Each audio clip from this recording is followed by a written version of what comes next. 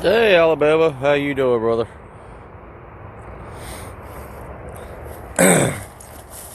Hey Harshman. Alright, so this live stream, everybody has their bug out location, right? No problem, Alabama. But let's say you're trapped in the city and you're nowhere near your bug out location. Yeah, you have your 3-day bag or 72-hour kit or whatever. But do you have your... Hey Josh, how you doing? But the thing is, do you have enough equipment to survive in the city to get to your bug out location? So, I'm here on the outside of the city at San Antonio, and I'm seeing what items I can get. Say my car is destroyed or whatever. All I have with me is this water bag that my wife made me, and my Camelus carnivore. I also have my knife on my side. Hey, Stray. So, do you have in your bag the items that you can survive in a urban situation? Or is it all for outside? Like, out here in the woods? I just want y'all to reconsider your options, just in case wherever you're at. Like I said, I'm outside of San Antonio and everything at a small little location, and I'm trying to see what all is out here. Just normal trash that is collected and dropped off in a city situation that I could use in a survival situation to get me back home. It's like right here, a tire. Hey, Carolyn. But this tire, I can cut off the rubber. I can use that as a fire starter. I can also bend the coils inside of it and make a pre-made container if I didn't have a water bottle with me. Yep, you can burn it for heat. I could take that with me. Back a little bit ago, I found a couple articles of clothing. They may not be 100% cotton, but I could still try to make a semi-char cloth out of it. Are you? What are you going to rename your channel? But also, in a urban situation, you find whatever this is. Do not want to go over there because I do not know what's in there right now. But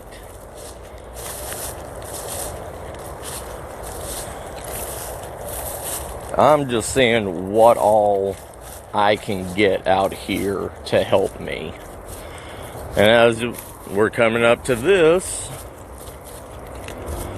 look at all this insulation and insulation just thrown out over here.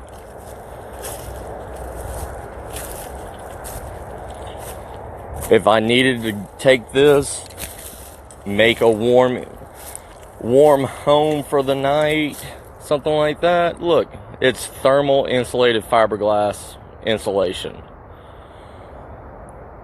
5 huge bags of it, just in the middle of nowhere.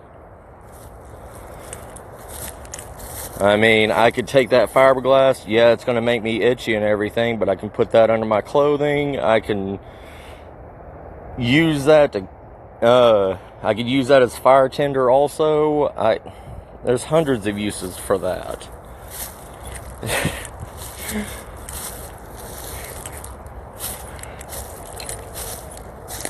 Going farther out, I mean, you're going to find tires all over the place in an area like this. I mean, tires are not an issue. But it looks like this is a trash area that somebody's dropped trash and everything off. Right there, there's a shirt and everything that I could use for char cloth.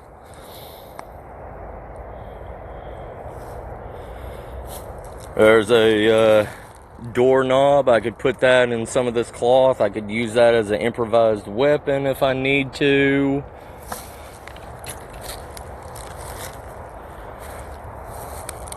There's a Mickey Mouse phone.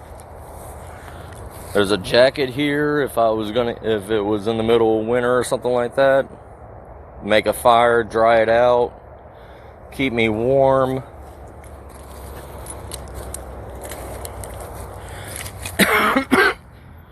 Piece of a mirror for signaling in case I need anything, I need help or somebody to find where I am.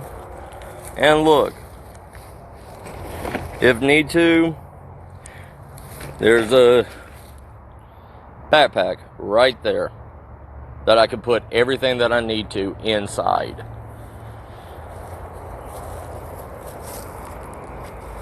That's the thing. I mean, look at all this out here.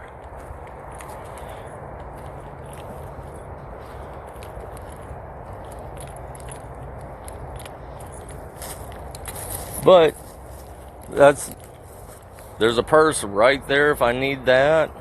I could strip that down. I could use that leather on it.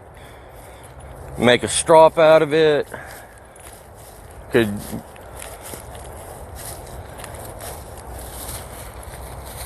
some shoes. What's that old saying? One man's junk is another man's treasure. There's another backpack.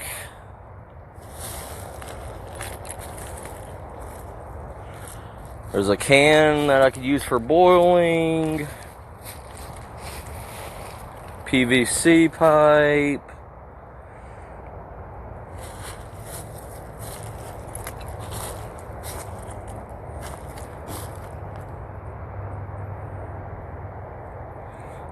Metal lid to a lawnmower.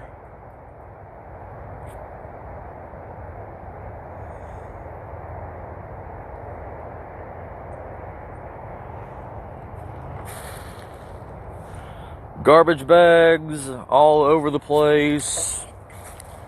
There's a blanket under here. A tarp. No. Yeah, a tarp.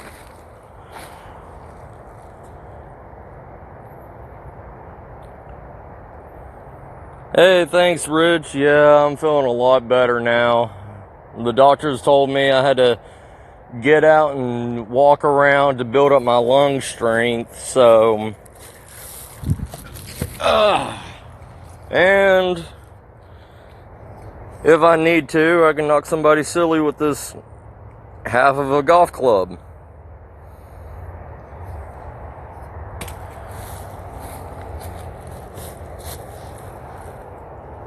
That's the thing. How many of y'all have your bug out bags set for the area that you're going? Do you have your bug out bags set for the area that you may be at to get to where you need to go? How many of y'all?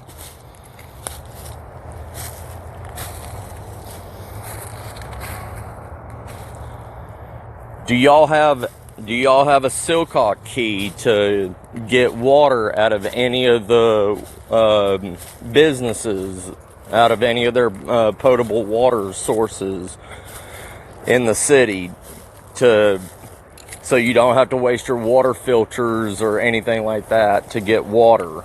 Do Do y'all have crowbars? Something that you could break into a building and keep somewhat warm during the night and hide from people? Or is it all just bushcraft and outdoor related items that you have in your bug out bag or get home bag?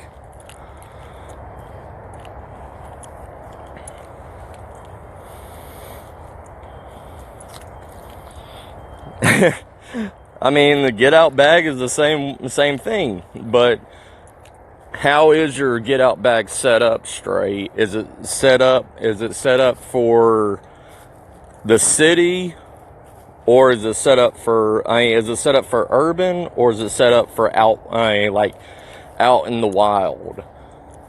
Because if you don't set up both, then what if you're stuck in the middle of the city and all you have is bushcrafting items?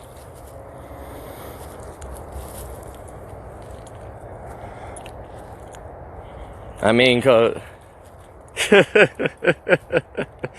set up next to the couch, huh? See, look at this. I know this is a hobo camp.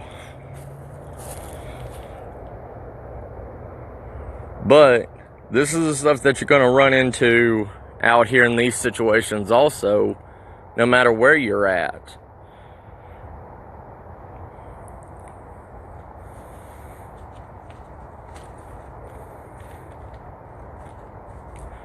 See, so you don't have any major cities that you need to set up for, do you, Rich?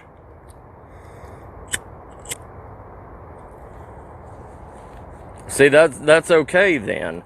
I'm talking about, most people, they live within the city limits of a big city, Yeah, they do. I mean, look at this. I mean, this is all scavenged stuff, but look, they got a bed. They have chairs. They have a bed that's covered with tarps and everything. I mean, these people know how to survive out here because they have to. There's a punching bag.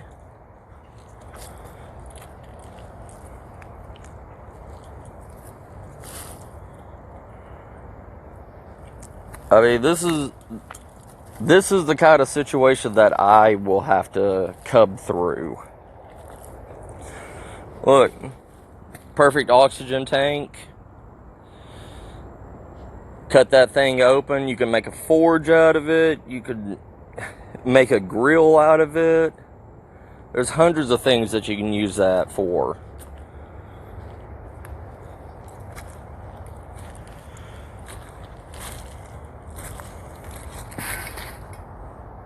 There's another little propane tank right there.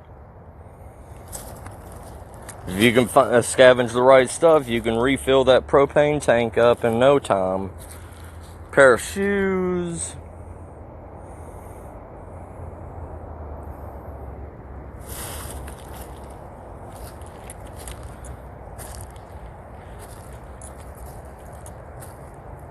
Yeah, I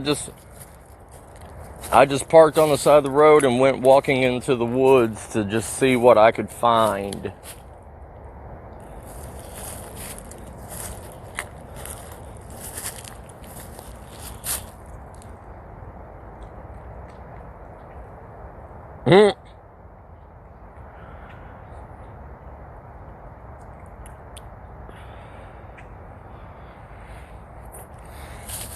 Yeah.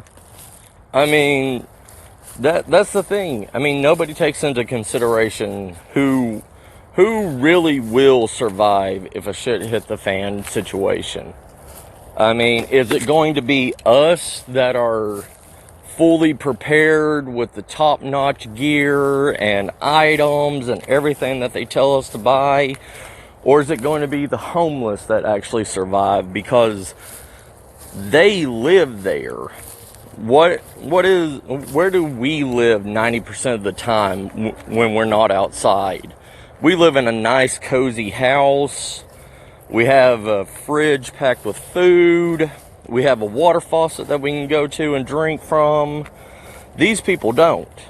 These people have to survive. Yeah, there's a bigger camp over on the other side, but I chose this one because it's a smaller location. I mean, it's not the best water source in the world, but this little hobo camp is right here beside a water source.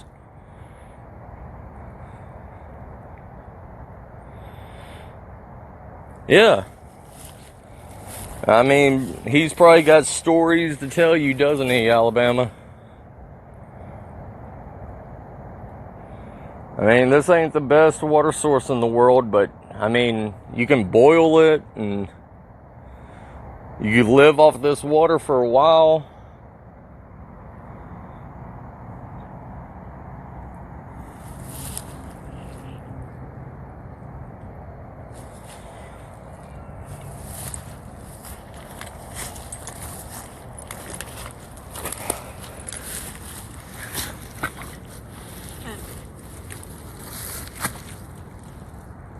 There we go. I'll take that bad boy with me.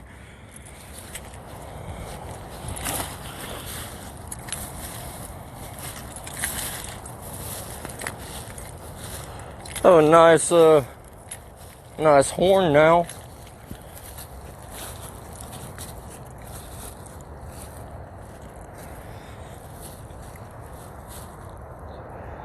Y'all want to go on an adventure? Let's go check out that other camp and see if anybody's there.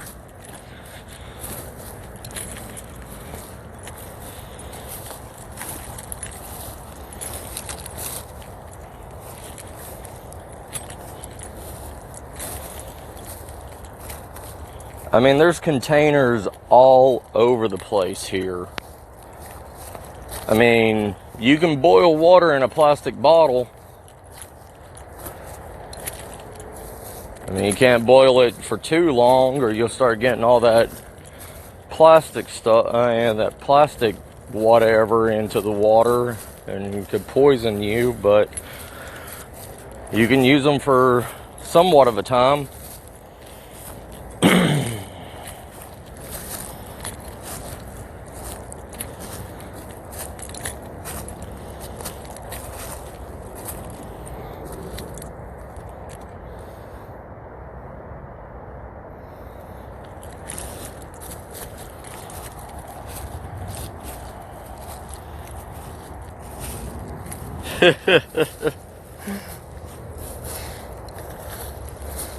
Somebody knows how to use that weed eater motor. Somebody can make a motorized bicycle out of it.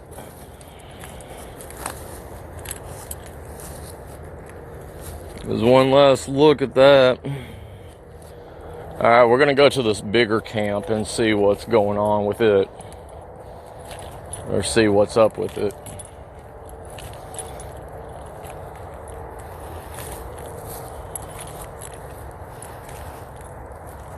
But yeah,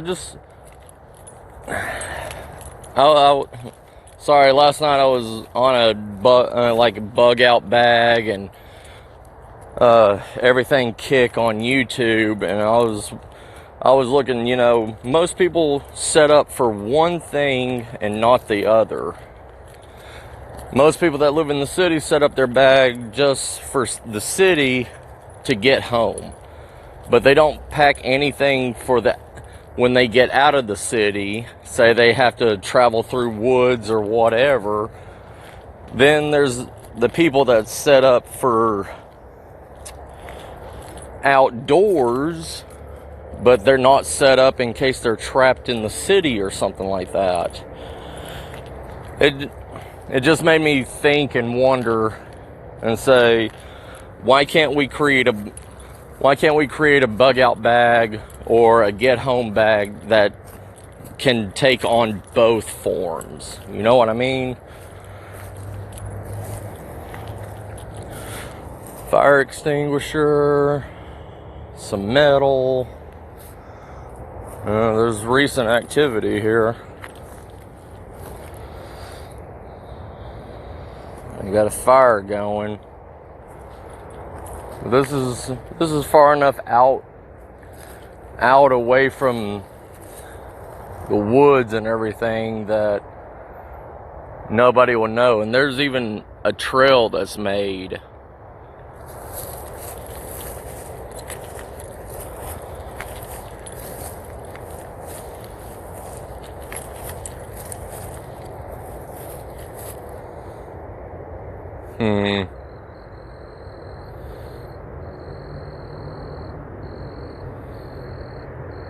I don't know. This may be sketchy.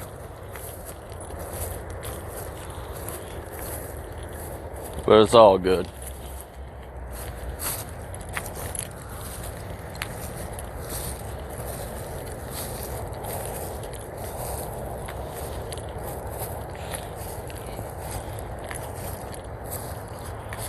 Well, that's got ladders and everything on it, if y'all can tell. Oh, nothing, SD. Like I was telling everybody else, I was on a YouTube kick last night about bug out bags and get home bags, how people will make one or the other, one for urban to get home or one for going out in the woods. And why can't we, and I'm trying to find, you know, what if you're stuck in the middle of the city and you need to get home to your bug out location or home? What can you find on your way to survive? And I've came to a homeless community out here, and don't want to get too close, but I want to go and see what they do, see how they built this. But trying to see how many people have their bug out bags set up. Like, if it's set up for wilderness, what if you're stuck in the middle of nowhere? How is that wilderness bag going to help you in the city, where everything's locked down, turned around? Yeah, I see movement in there. I'm not going to get any closer to that.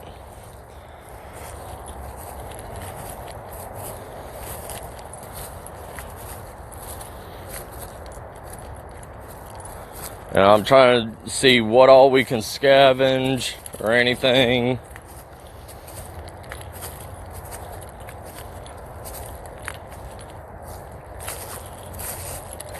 There's another trash bag for shelter.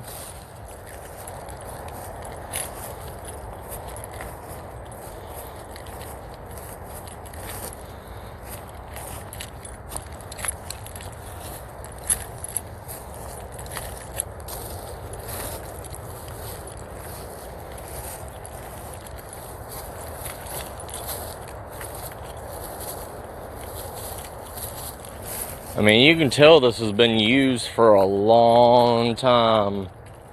I don't know if it's a permanent, this is a permanent area for homeless to come to, but I mean, this trail has been made for a while.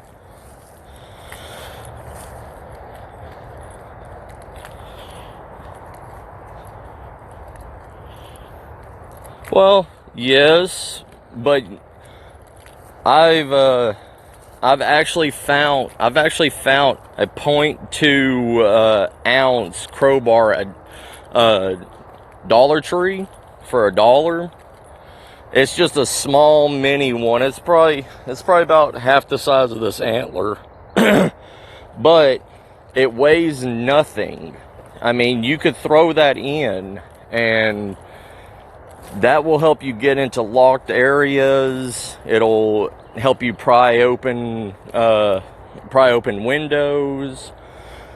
Plus, also a Silcock key.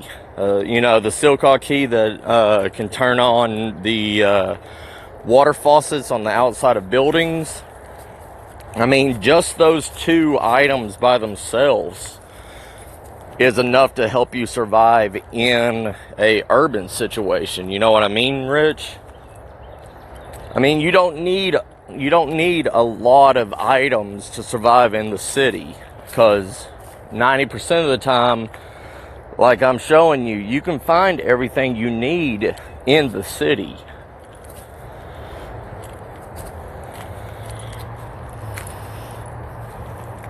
Awesome.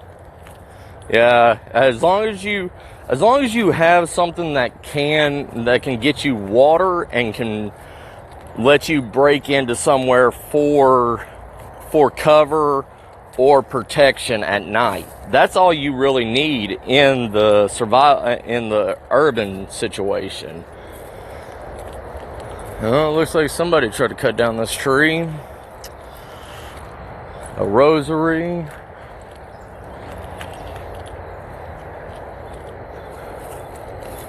There is 2 more places out here.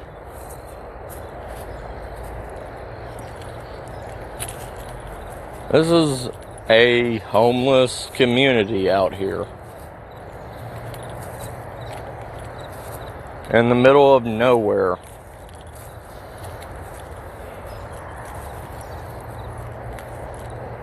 Yeah,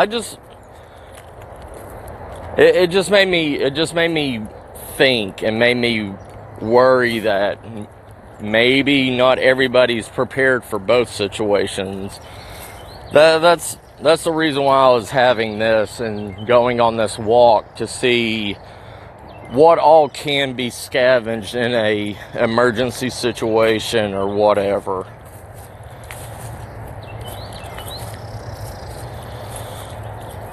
Because if you don't go out and look in an emergency situation, how do you know?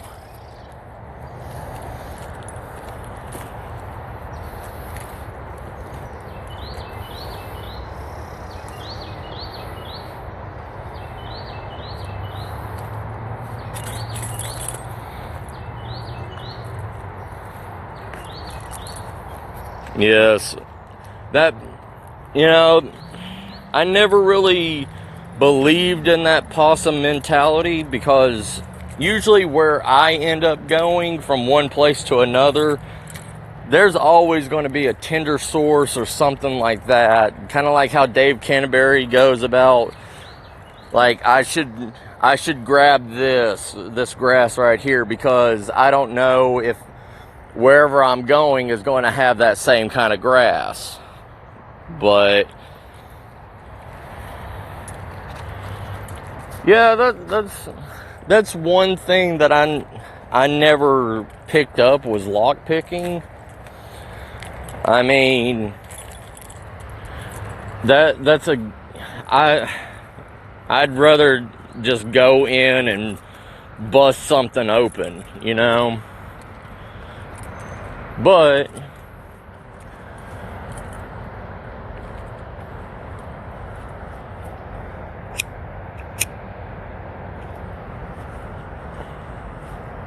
in doing that, I can also get, caught.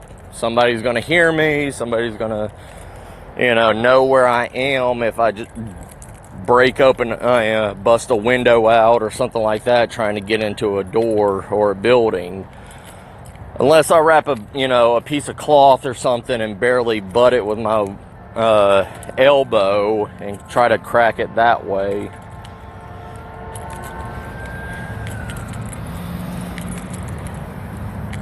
Oh, really? How much do they run on Bud K?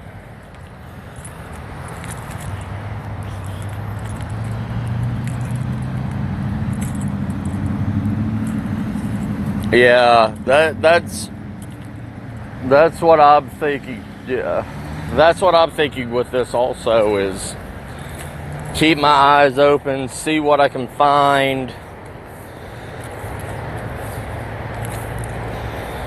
Because, look, there's a battery right there.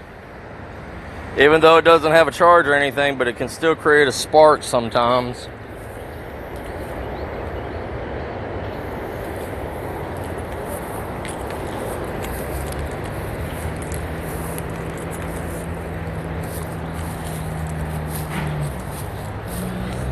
Dang, that ain't bad at all. $10 for a lockpicking set?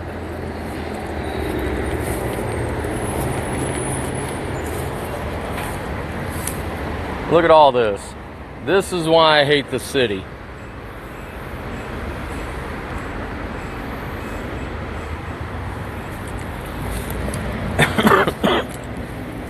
I mean, I hate the city, but city is where you're gonna find most of the stuff you need to scavenge.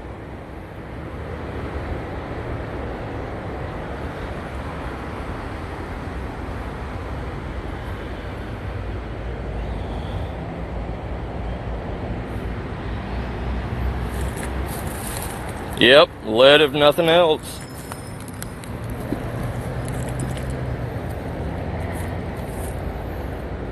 There's something there that could be made for char cloth.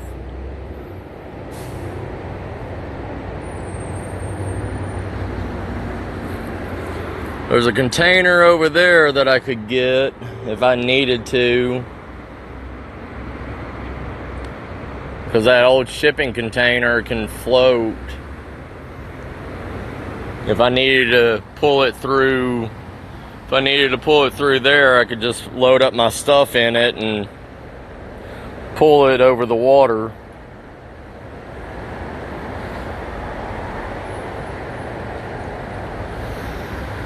Huh.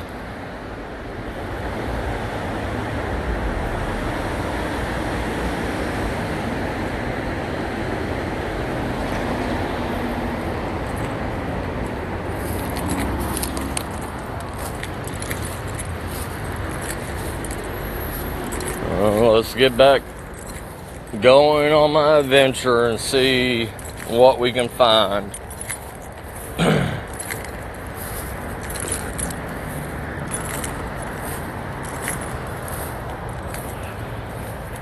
Alright, no problem, Rick. See you soon, Rich.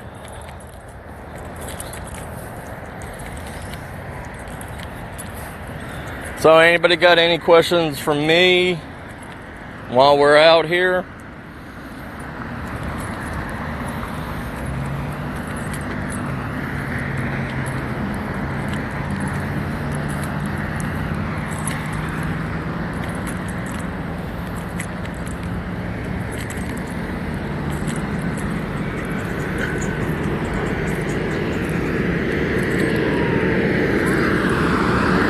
Right there, right beside the road, is another homeless camp. Right beside the road.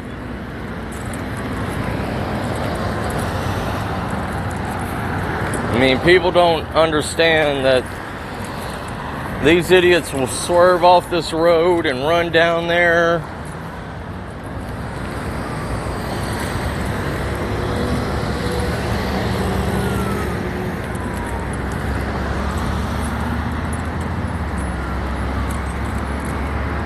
Well, I use Ustream. It's an app on my phone. It has a chat room built into the side of it. It's kind of like a translucent chat room, so I can still see what I'm filming and everything, and I can talk to y'all at the same time. I can even get on. I can even get on here and type back to y'all if I want to.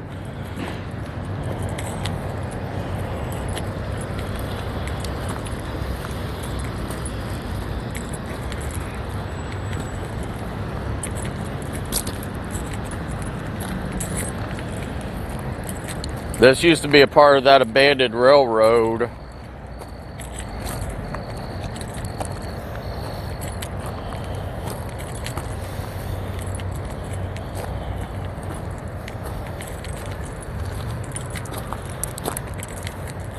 Still railroad spikes all over the place.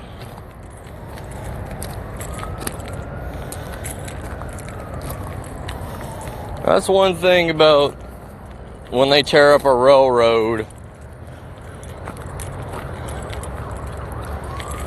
They leave all the metal and the trash and everything all over the place.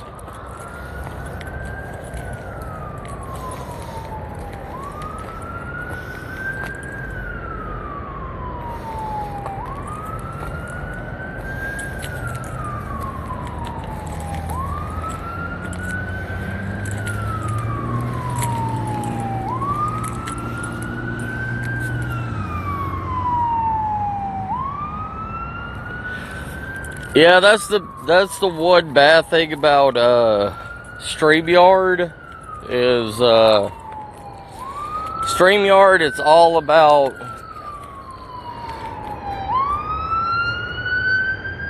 StreamYard. It's all about the interaction. It's not about like the main mod can watch everything, but anybody else that's on the panel, they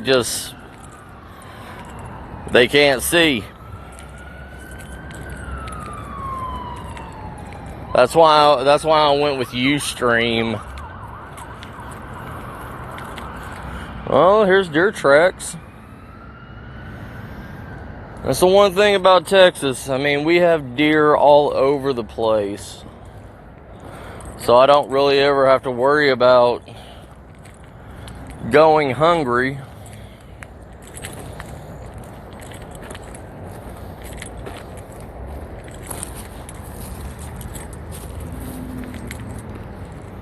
Yeah, I understand. Yeah, I mean, it's kind of the same way here in Texas. I mean, they do the exact same thing. Whatever, like they came here overnight, destroyed everything, then just left it the way it is. I mean, as you can see, because they think somebody will buy the land and build a new apartment or whatever here.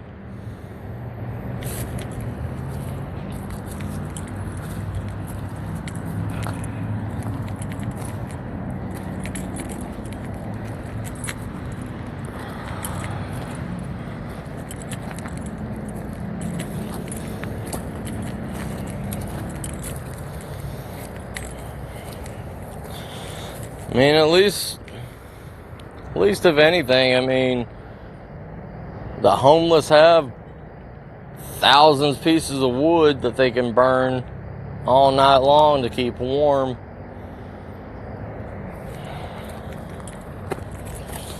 Best trees down here are mesquite. Those things sell for a lot of money.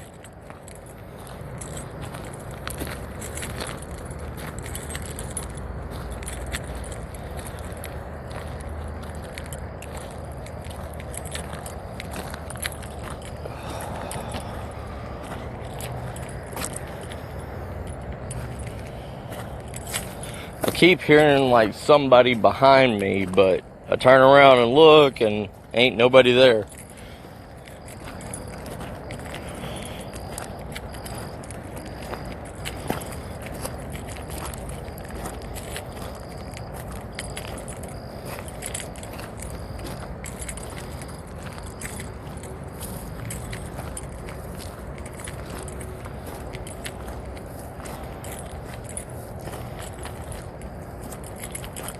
Need to pick up some more railroad spikes later for Will Patriot.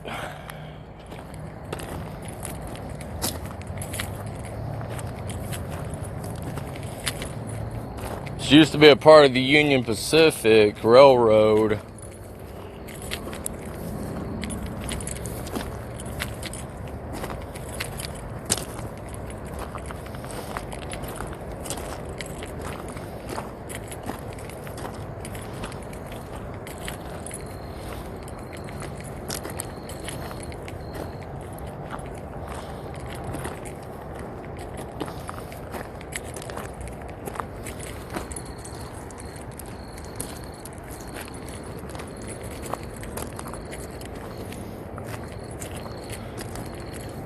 Everybody still there, or did y'all get bored?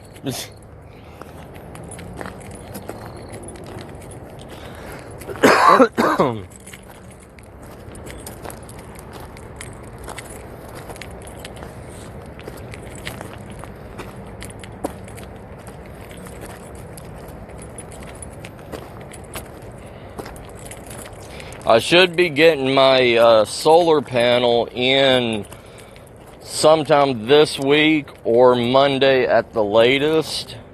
Then I have some haunted areas that I'm going to be doing overnighters at.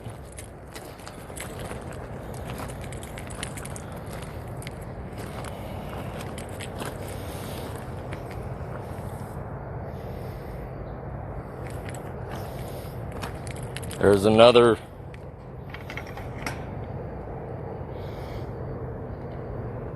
two horns.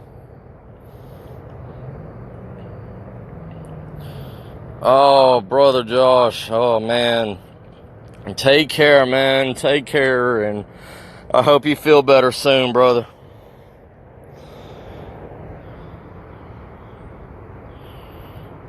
Oh, is it buffering for you?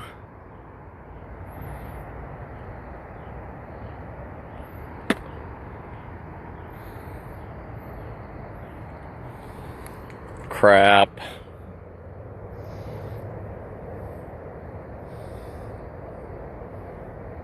I was gonna climb this fence. No problem, Josh. Take care, brother. Hope you feel better soon, man.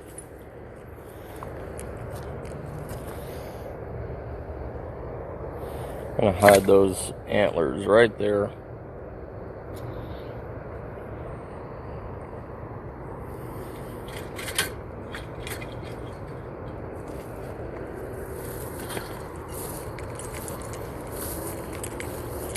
I may be getting too far from signal.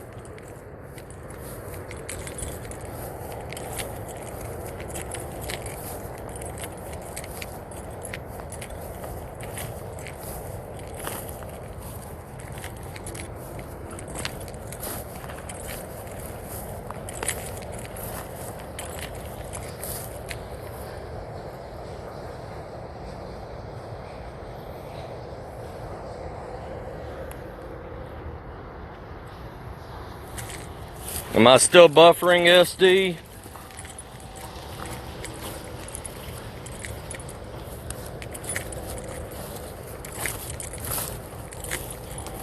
The only thing is if I stop my stream, I can't restart it like StreamYard. I have to redo everything and start a new live stream.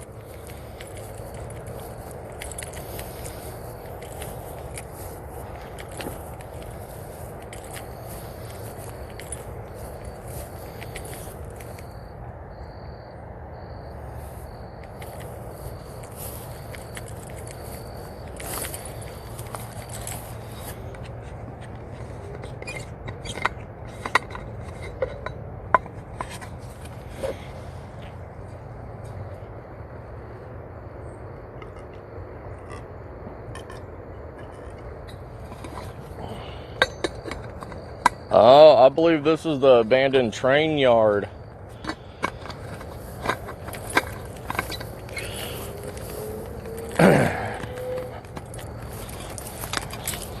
Oh, crap.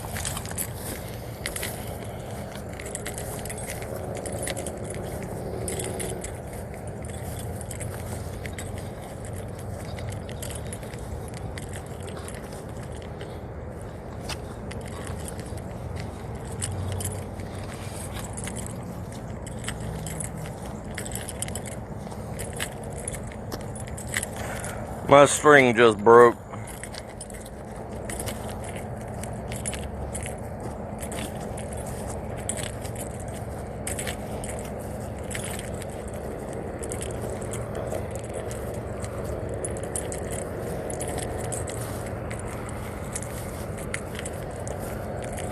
See? I believe this is the abandoned train yard.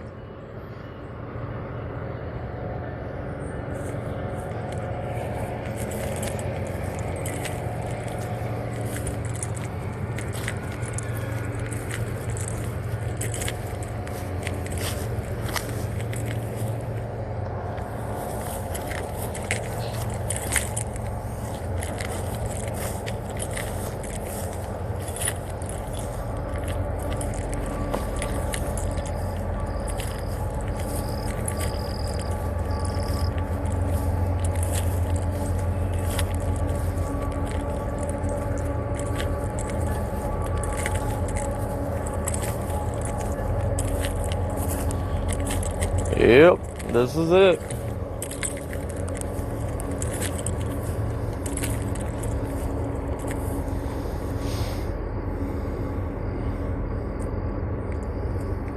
This used to be the train mine for a coal company.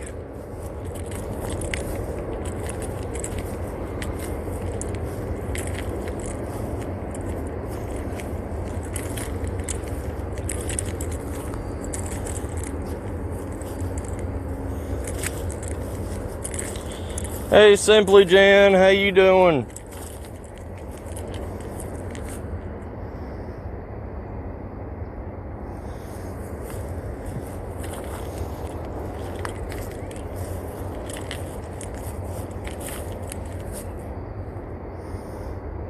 Yeah, I believe that was the entrance I was supposed to take. Well, there's not any more I can go to out here. But see, that would be a wonderful area, like a fort or something like that.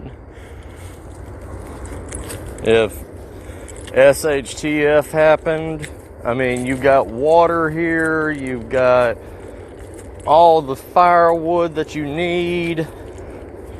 You got all the building materials that's still left behind from the railroad company.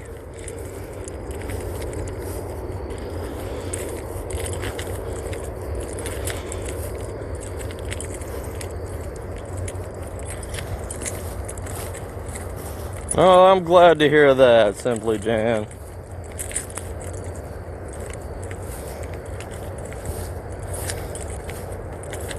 Sorry, I was doing a live stream on how people's bug out bags are made.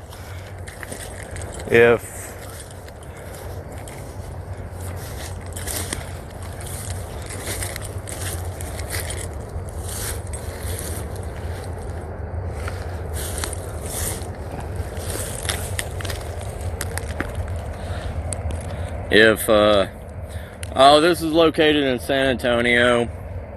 It's by the old abandoned coal train yard off of Thousand Oaks.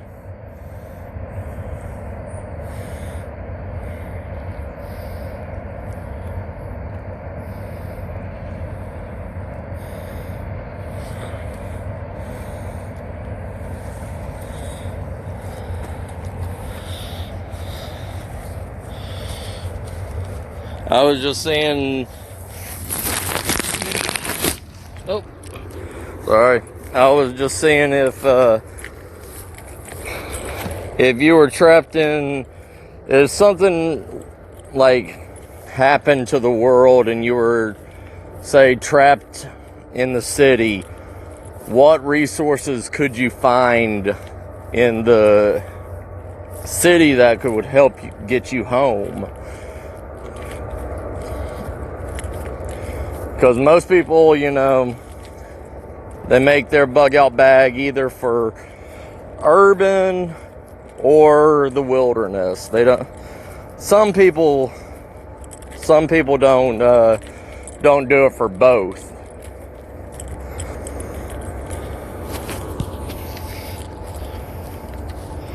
Hey, Creative Redundancy, how you doing, brother?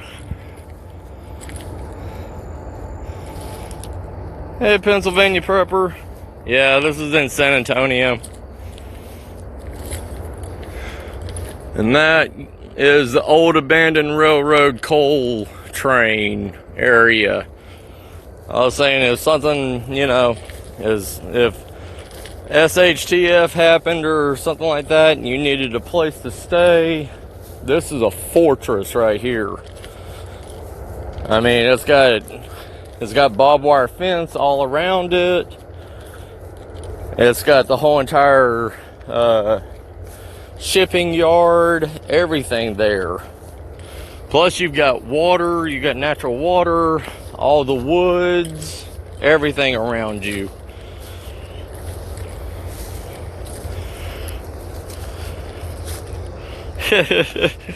I'm glad you could catch me live. But yeah, I was just wondering what all stuff you could scavenge from the city to help your life, either to get back to your bug out location or to your home so you can get to your bug out location. I already ran into like 6 homeless shelters and everything out here in the middle of the woods.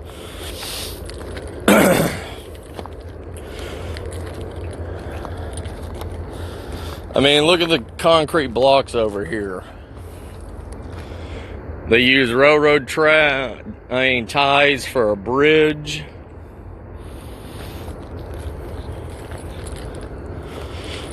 This place would be my bug out location heaven right here.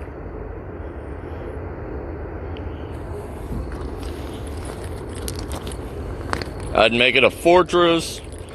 Anybody and everybody could come.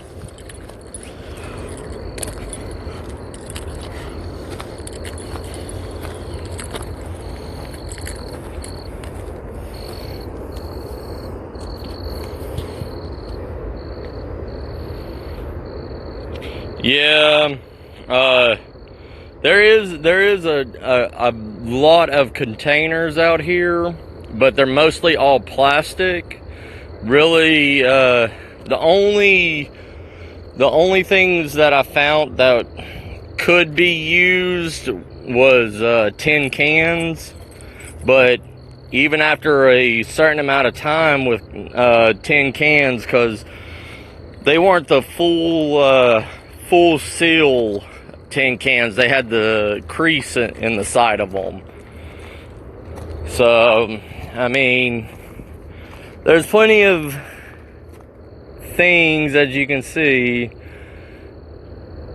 I mean, that can be used, but like all the plastic, I mean, they can be used for a while to boil water, but most people only use a plastic container for 2 times of boiling with water in it, because it leaches out all the bad particles into it.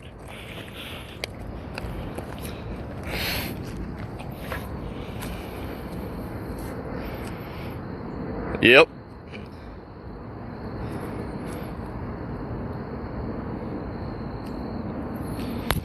Yeah, it's out here.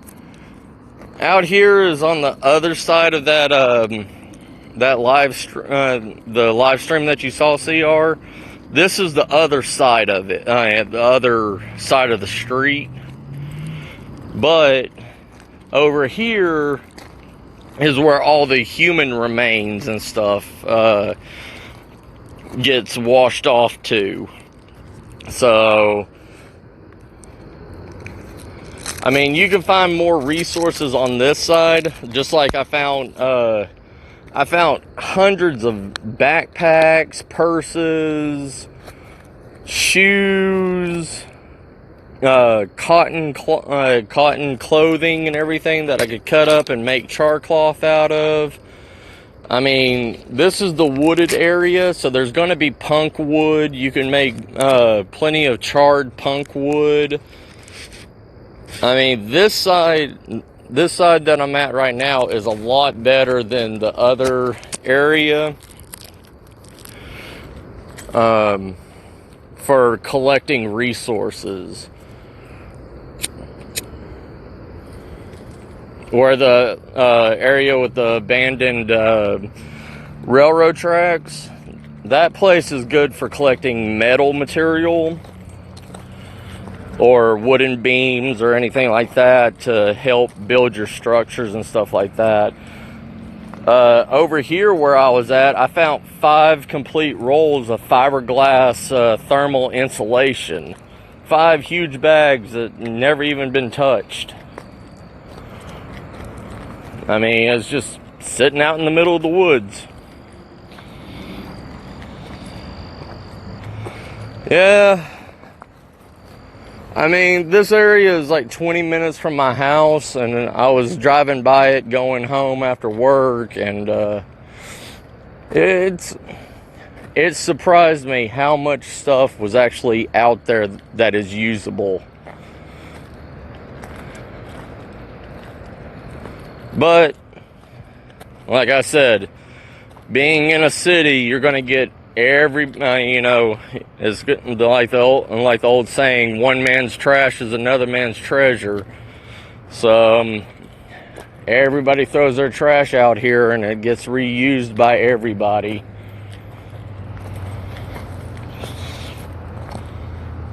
Hey, Mississippi Patriot, how you doing?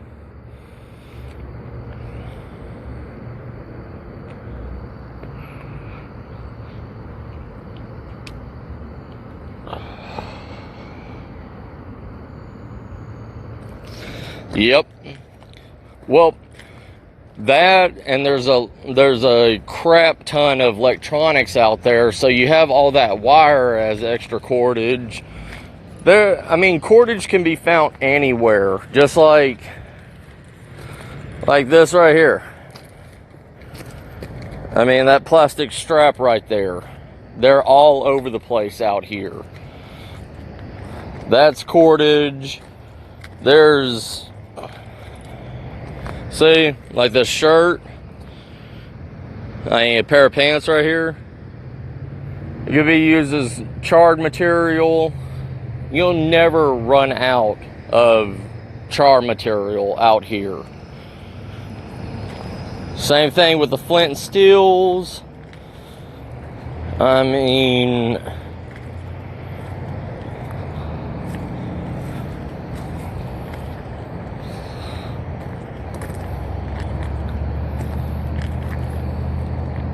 it just makes you really wonder how society as a whole has went to this, where there's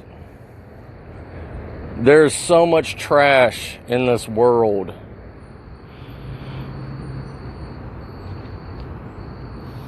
Yep.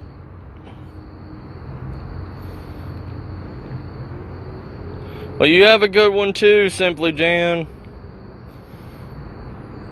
I'm getting hungry too now. Hey Josh, how you doing?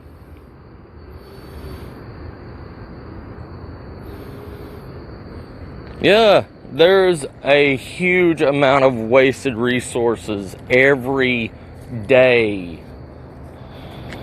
And instead of a society learning how to reuse and make, and I hate saying the word recycling, because recycling is,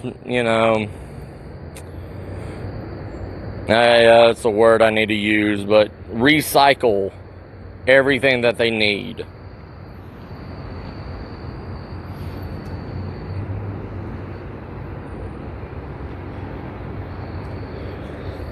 But we don't teach the reuse and recycle like they did in the 40s and the 50s. They just say, oh, throw it away and we'll buy a new one. Your phone screen's cracked, take it to the shop, they'll throw it away and give you a new one.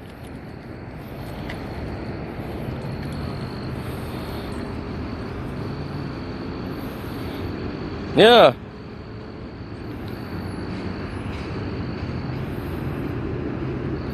Right, SD. I mean, like, I drove by a business, and they were throwing away five gas powered weed eaters and 3 of the gas blowers, just throwing them away. The reason why is because they did not want to buy the spark plugs to put in them. So I took them home, and they're working great.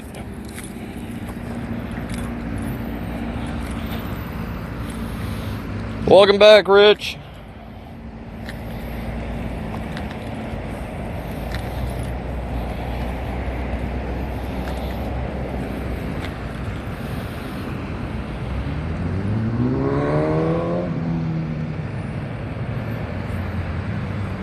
Look at all these people. This is a small little town that's on the outside of San Antonio. Look how much traffic.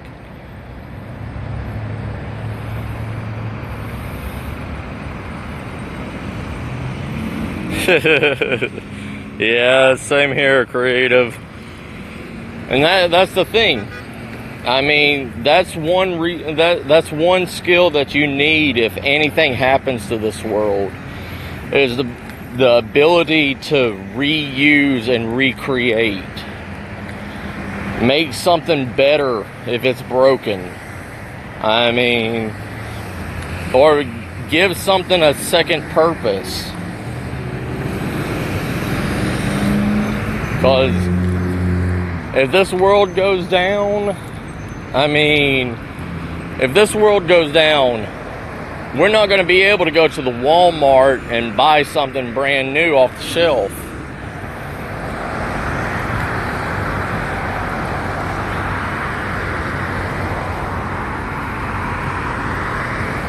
Right, SD. Yeah, that's what I'm saying. I mean, the people just either A, don't have the skills, or B, don't have the time or the willpower to do it. So they'd rather just give it away or sell it or something to somebody that has the skills to do it.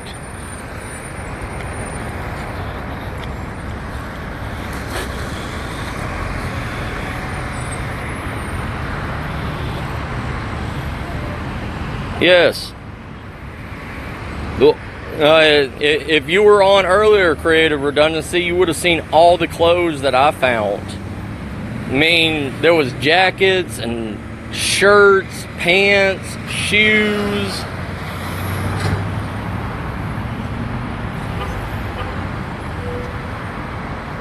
Yeah. See, that's the thing with this world, Mississippi Patriot. I mean, nobody wants to do it.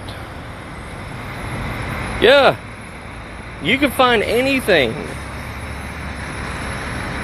And wool is so expensive.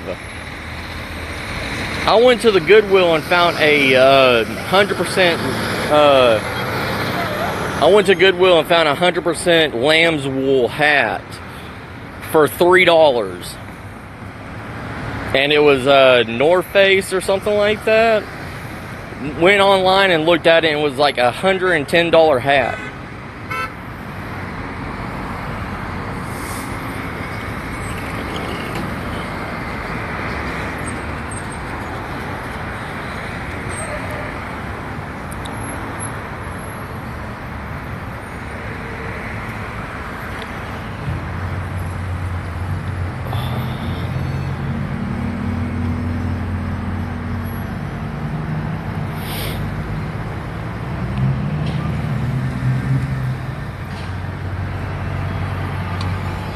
Yeah.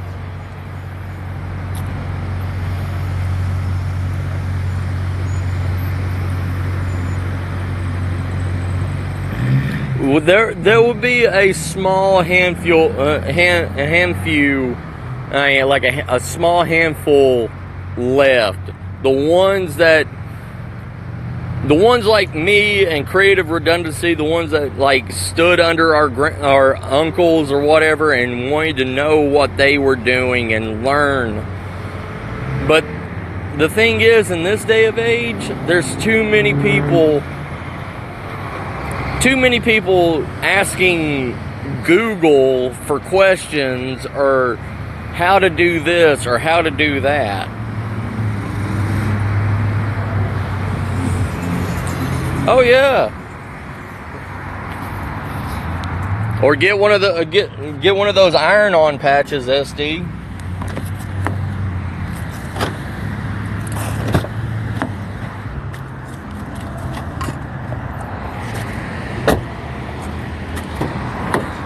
Sorry, my car's full of junk for my live stream when I get my my solar panel.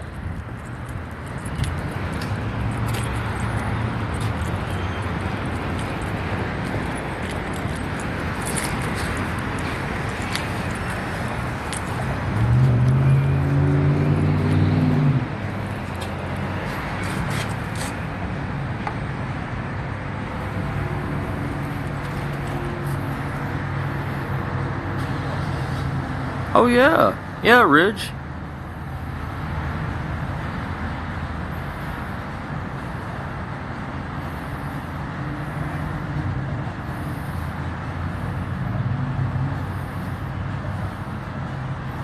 Yes, I agree with all of y'all. I mean, where was it?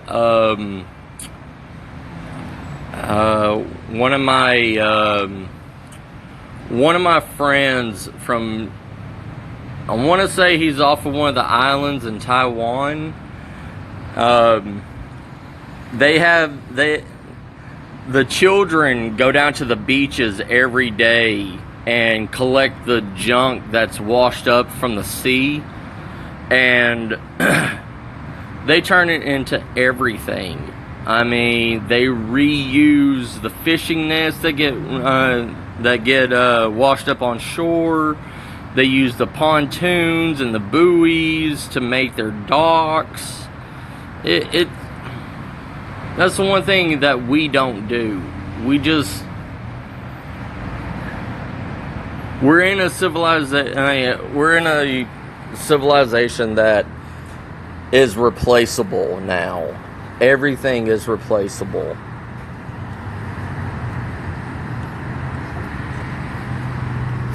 Take care, Mississippi. Take care, brother. Thanks for stopping by.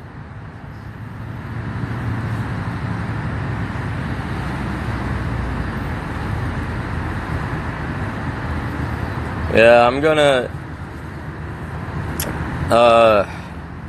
I'm thinking about doing a live stream tomorrow morning.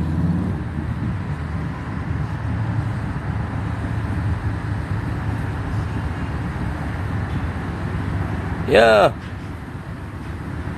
I mean, I don't know if it's because because of the first world nation kind of thing, but I believe it's because we get everything so much cheaper from other countries now that I mean, like, okay, when my dad bought us our first color TV in the 80s, and I believe it was like 82, 83, something like that. It was before I was born. But the thing was, that TV was an RCA, and it still works till this day. And it's a tube TV. Never had to be replaced, never had to be anything. A long time ago, everything was made with love. Like, they took pride in what they made. And nowadays, it's just made by machinery and people that wake up, hate their job, and don't want to be there, so they don't care how cheap it's made.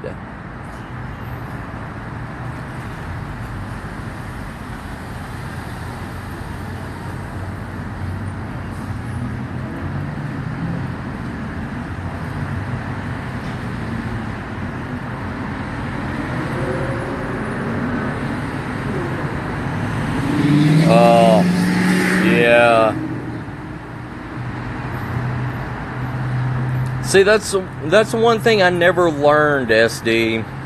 You're gonna have to do some trapping videos, SD Mountain Man, because I mean, I never got to learn from my grandfather or my uncle how to trap, because the areas that they lived at, they started building up way too quick and killed off all the beaver population and fox population and everything around there in McDonald, Georgia. So I need to learn that. I mean, I have all my grandfather's, conibear traps and stuff like that, but I don't know how to use them. I've got the tool that opens them and spreads them out and everything so I can set them, but I don't know how to like hide them and use them,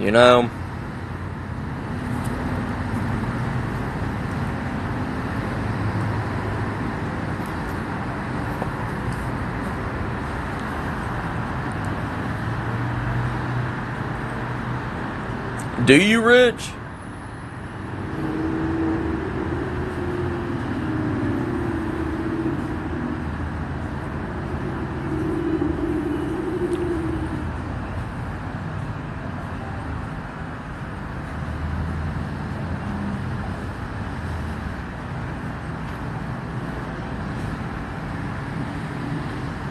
Yeah, I have all my grandfather's trapping tools, and I have his what's that axe called? The trapper's axe or whatever. I have his old trapper's axe. I have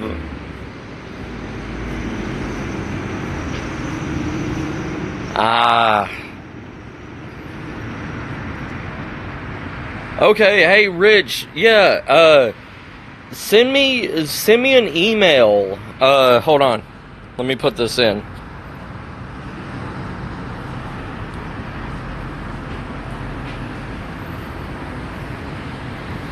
Yeah, that's my email. Send me an email, and I'll send you pictures of some of my my conibear traps and everything. And if you could like tell me what each one's used for or something.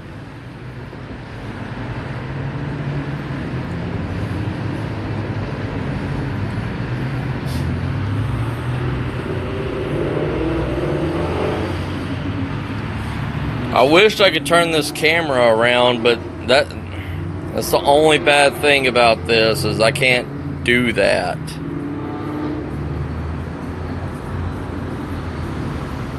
I can chat, I can share, I can...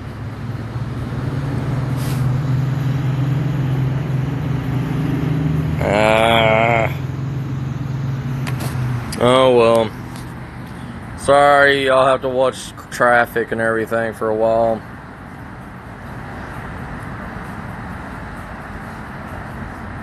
But yeah. Yeah, creative.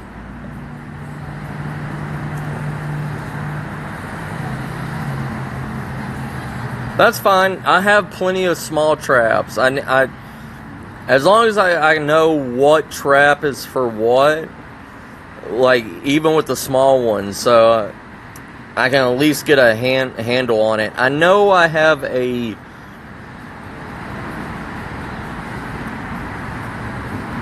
Oh, do you?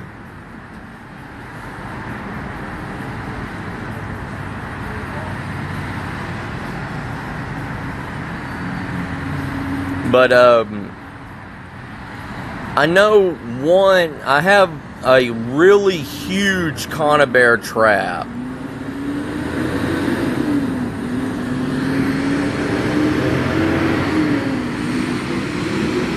Okay, alright, Rich.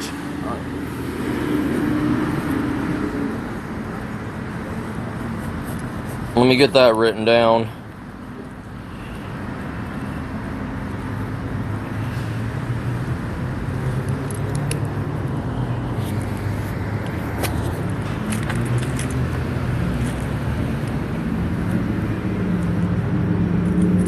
Okay, awesome. Alright, creative.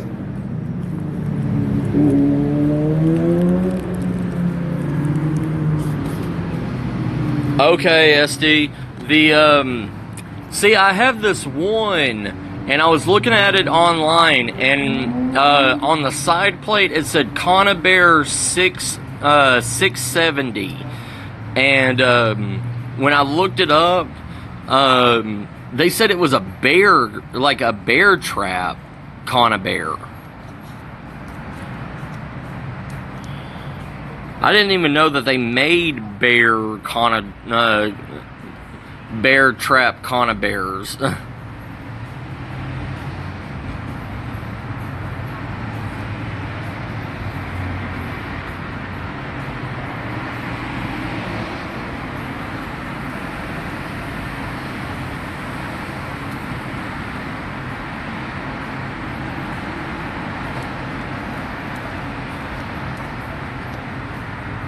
Yeah, well, that's what it said online. So, and you know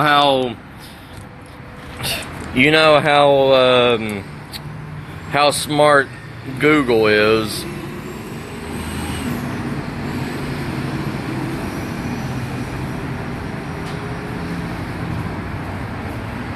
Oh yeah? Really?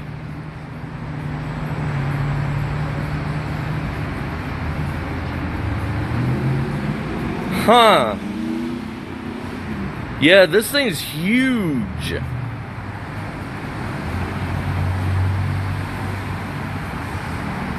I mean, it feels like remember the old 420 rebar, how thick those things were? I don't know inches wise, but I can put it if I hold it, it goes from my knees all the way to the top of my head.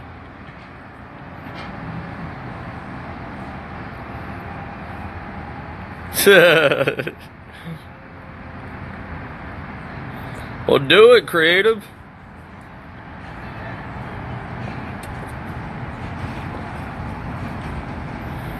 But yeah, it's almost as tall as me. And it's as thick as those old 420 rebar bars.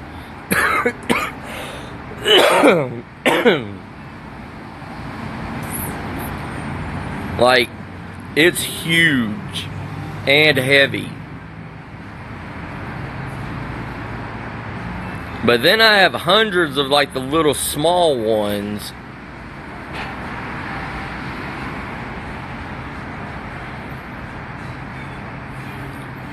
Yeah, I didn't know what it was for, and when it said bear, I was like, I didn't even know that I thought a bear would be way too strong for something like that. But this one has like serrations around the top of it. I guess, like when y'all said it was a body trap, I guess the serrations go into the skin and hold it, so it can't like pull away or anything. Maybe. Oh yeah. It could probably do wolf also, I bet. Maybe a mountain lion.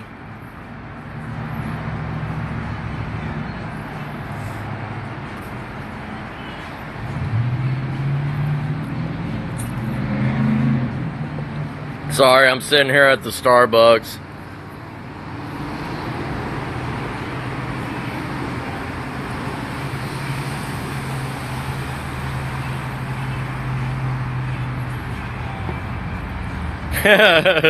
Right, Rich? Yeah, like the serrations, it's like little bitty, I don't know, it kind of looks like barbs, like thorns on a rose bush, you know what I mean? going down each one. They're really thin, but they're triangled coming out. Cheers, brother.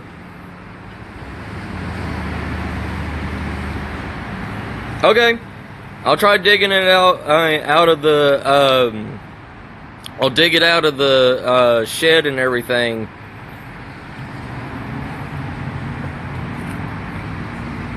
Yep. Yeah, I'll do a video and everything on them.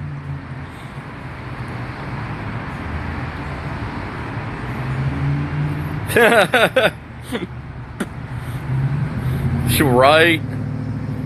Put it under the welcome sign and let them fall into it.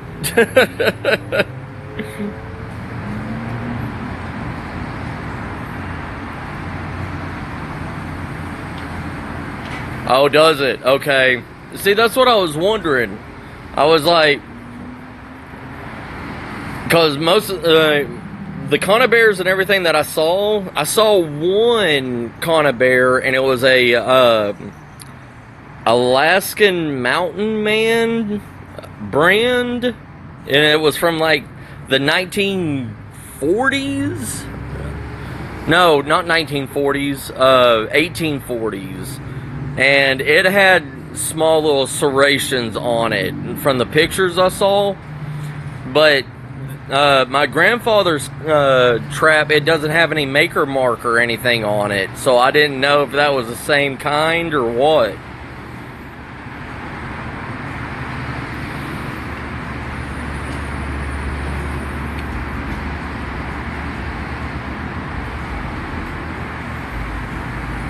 But that's the only trap that has those little serrations on it.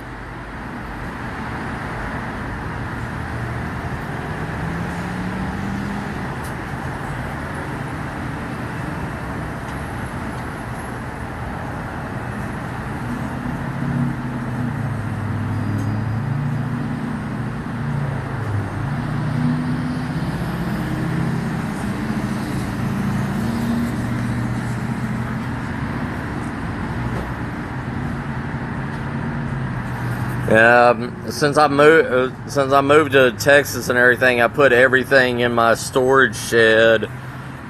I haven't even went through that yet. But as soon as I find them, I'll make a video on it, or I'll do a live stream about them. Then y'all can help me with it. Cause I have at least 50 of those of ones that's like the size of my hand.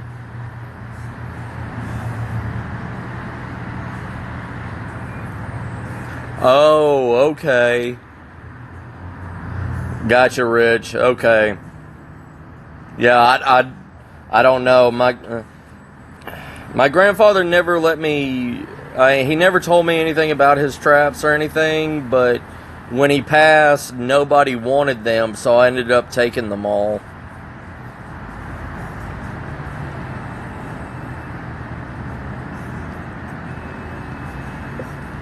Really? Huh.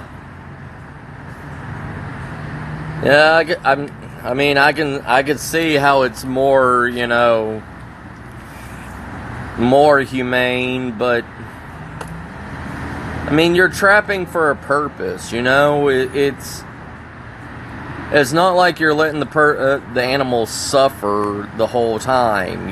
As soon as you get back out there, you put it to rest.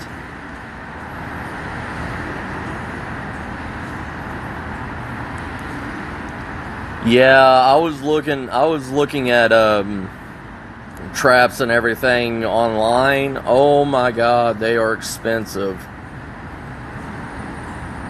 I mean, unless you want to buy from like the Chinese brands or whatever.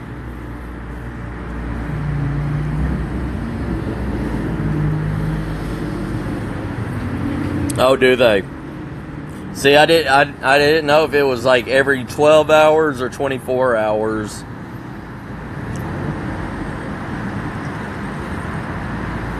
Because here in Texas, you can get a Hymornia, which is like the wild pig out here in Texas. They're little bitty pigs. And you can get a trapping license for them. Oh, really? 48. Huh. See, to me, that's way too long of a time. I mean, what if you capture, a smaller animal like a beaver or something, and you don't check it until the next day, and something's already ran off with it,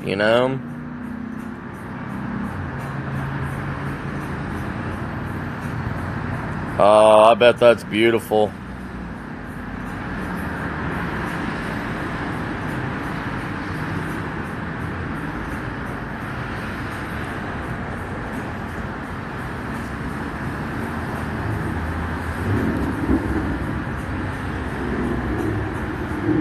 Yeah, that's what I was saying. Like, I mean, I've heard of animals do that, but I didn't think they would actually go through it, because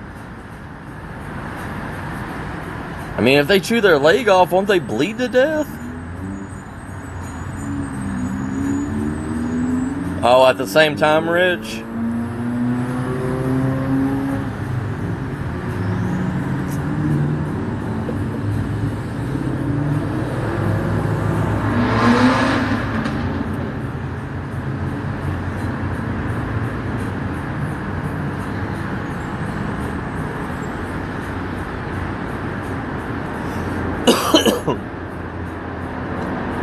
I wish the sun didn't set so quick.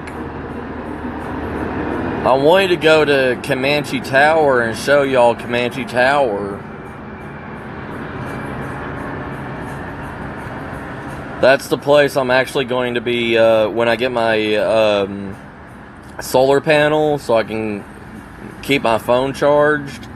I'm gonna do a 24-hour live stream at Comanche Tower.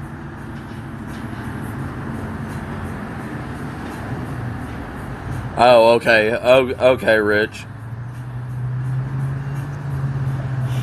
Yeah, the days are gonna get a lot longer, creative. But see, the only bad thing, CR, is in Texas, when the days get longer, the heat gets higher. So, like, it has been 110 degrees here in Texas before.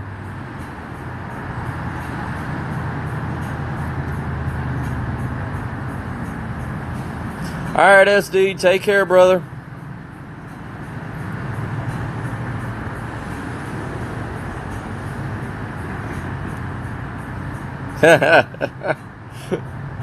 Yeah, I miss the snow, CR.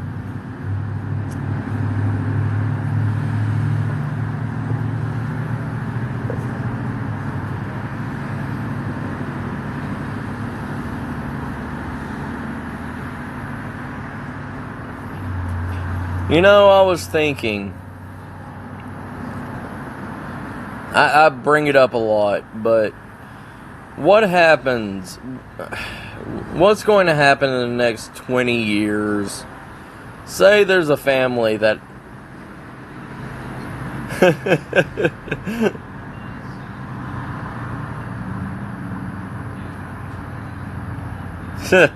yeah. But, no, I say that there's a family, and they have 5 children. And those 5 children have 5 children of their own. And those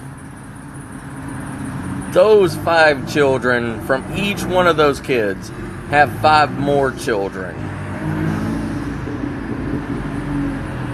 Just imagine how many people that is just from one family. what is going to happen in the next 20 or 30 years if people do that? You know what? Don't even think 5. Think 3. Just sitting here and, sorry, it's just me sitting here and watching all this traffic. And there's usually 2 or 3 people in each one of these cars.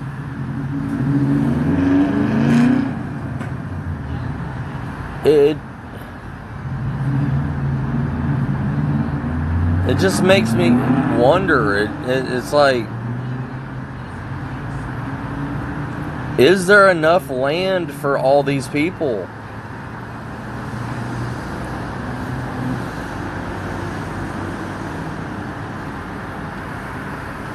Yeah, I guess so, yeah.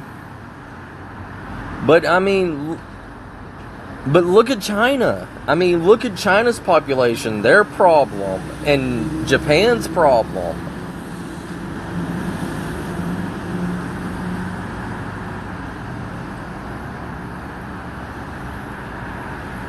Yeah, but I mean, reusing the resources and everything, but there's only so much you can reuse. I mean, think of one fast food restaurant, okay? Say KFC or Popeye's Chicken. You know, they're open all day long. Yeah, they're only allowed 1 child now, but look what it had to take before they made that law. You know what I mean, Rich? But I'm just saying, like, okay, think KFC or Church's Chicken. Okay, they're open all day long from 7 in the morning to 10 at night. Let's just give that. Each person that comes through and buys a 10-piece chicken meal, say they have 100 people come through ordering a 10-piece chicken meal. That is over 1,000 pieces of chicken in one day. And the 10-piece meal is only legs and thighs. Now imagine, for a week, that's 7,000 pieces of chicken.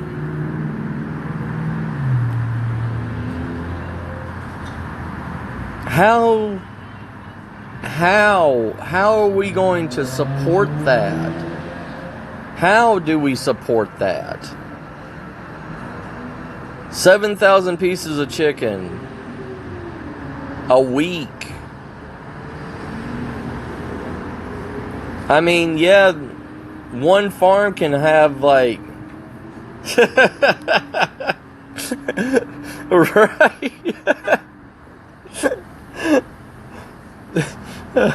They're just gonna be rolling on along.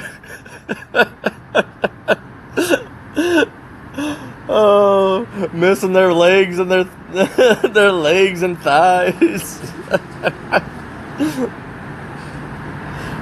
Oh man.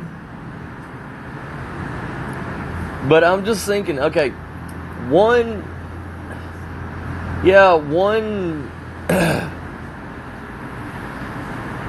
chicken farm can have up to 1 million chickens, yeah.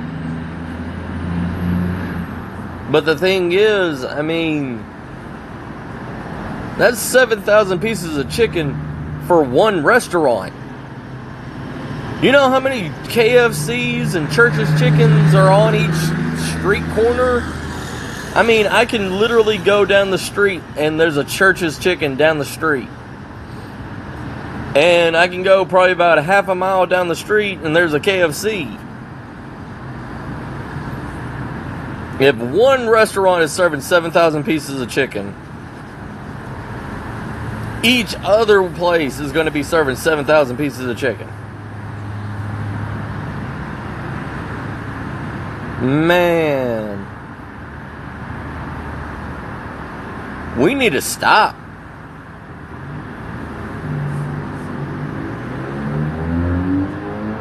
Yeah, it doesn't.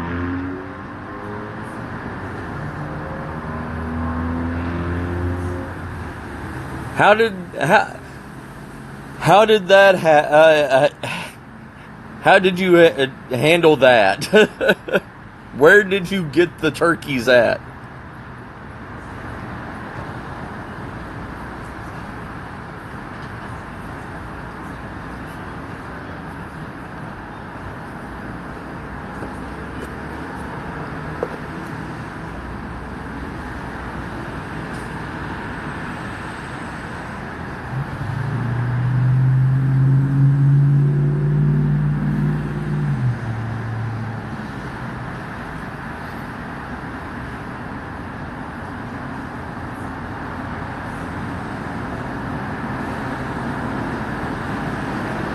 Man, yeah.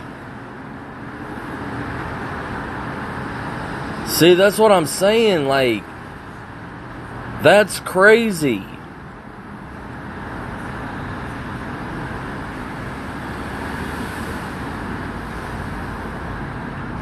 Yeah, yeah, CR. That, I mean, that's what you need to do with everything. That, like, if you kill it yourself, use every part of it.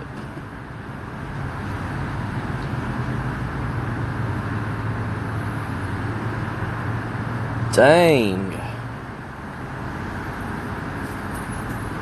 That just, I don't know. I just, it's probably a lot simpler than I'm thinking, but in my head, it just seems like that is an absurd amount of birds that are, killed.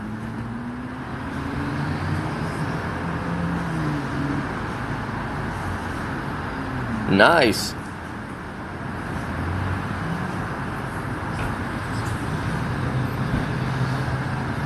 My grandfather had a bone needle from from the Cherokee reservation that he was on, and he used that for everything. He hollowed out the needle and put deer sinew inside of it.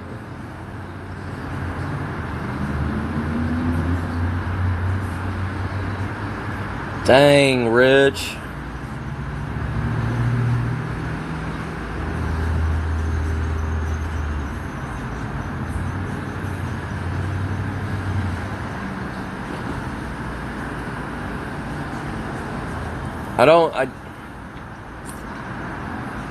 I mean, I'm probably making a bigger deal than what it's supposed to, than what it should be. It just seems like that's a lot of death.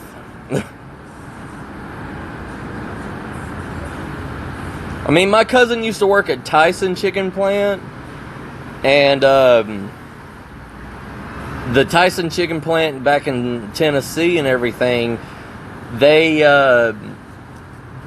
had their own chicken farm inside, like on the outside of the processing factory, and he told me that he went through like the sexting area, and they had these women that were sexting the chicks and stuff, and they would put the baby hens in the boxes and send them to the farm, right? But the baby roosters, they would put them in a box and send them straight into a gas chamber and kill them.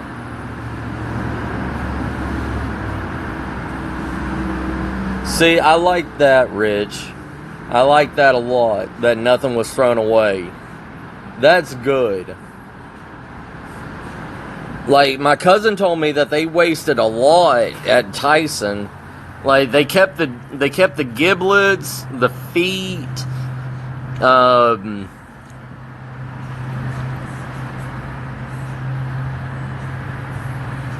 yeah.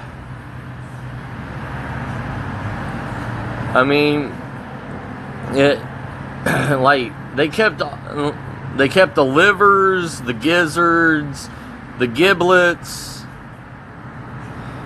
but they got rid of all the other organs and stuff like that, and they kept the meat. But yeah, but the thing was, like,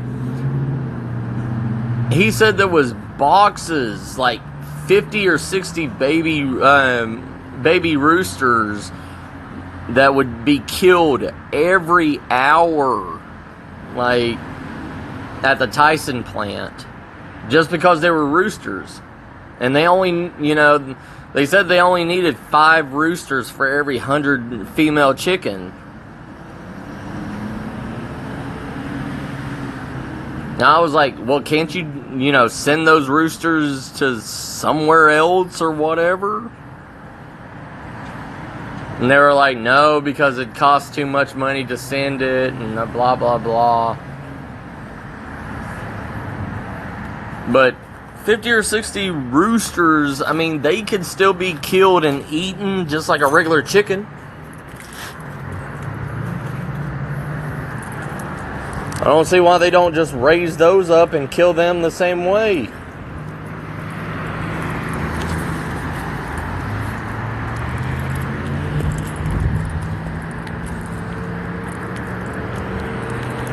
I don't know.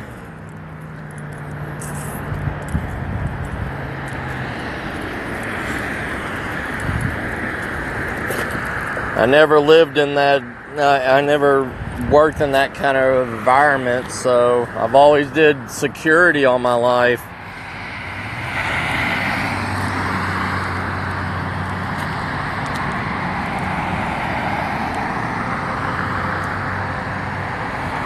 Really?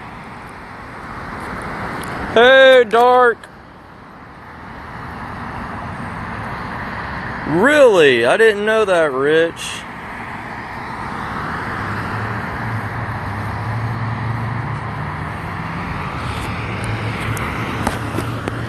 Hey, Dark, say hello to my friend Creative Redundancy.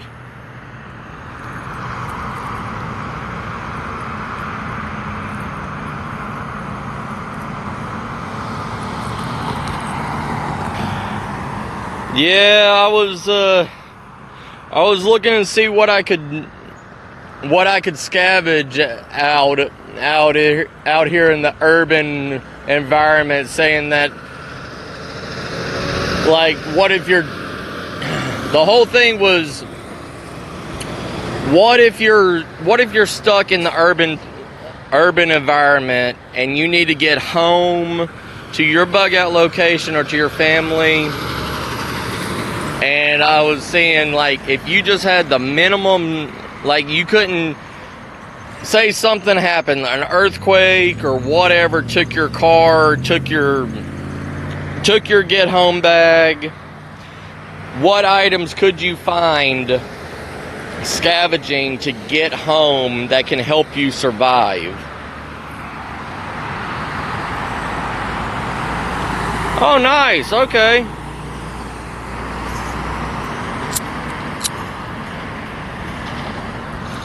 Well, I'm glad.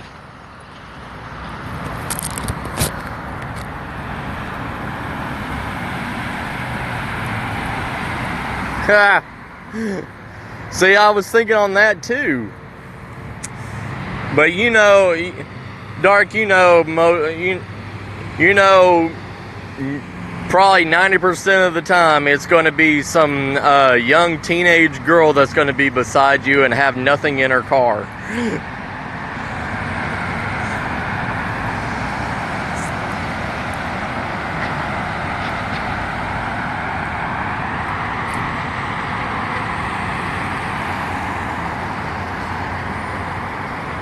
Yep.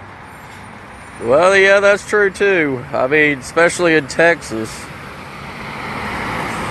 You may get one of those girls that have the whole entire National Guard armory in her trunk.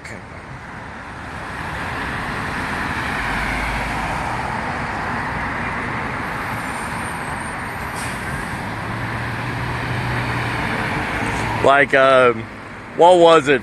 I want to say like season 2 of Walking Dead or whatever, when they were walking through all those cars looking around and they opened the trunk of a small little sedan and it had the whole entire like Gerber machete collection in the back.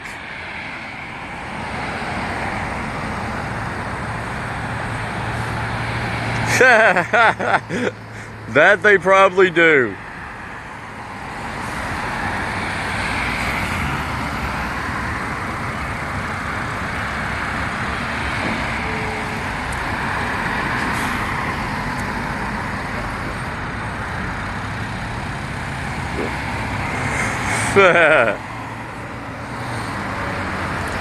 Yeah.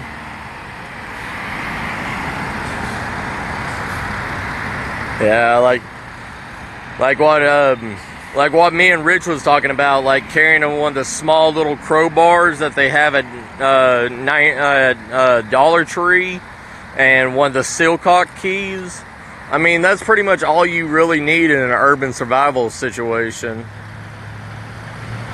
Yeah.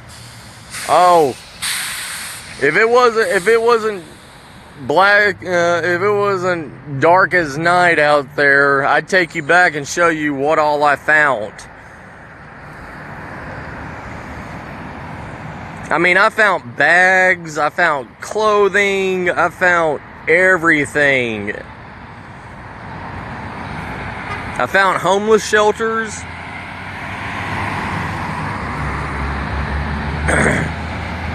And right across from me is that abandoned railroad yard, railroad track. Then back here behind me is the old abandoned coal train yard. And I think I may come out here in the morning and everything and hop that fence and do a video on it.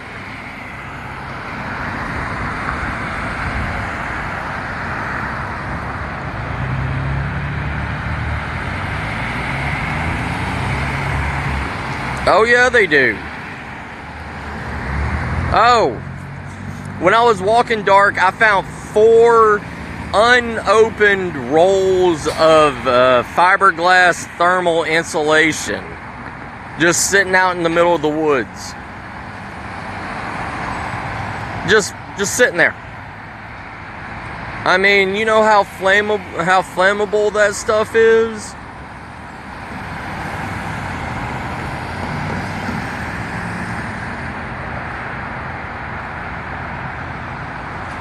Yep.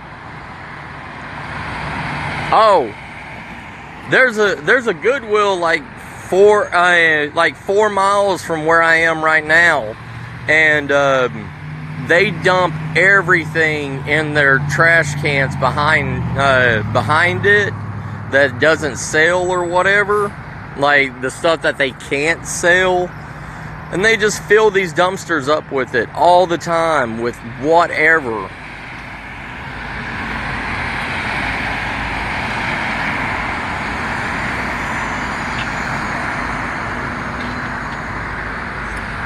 I found sleeping bags, I found tents, I found tarps, everything in there. I'm not too proud to. I'm not too proud to go dumpster diving.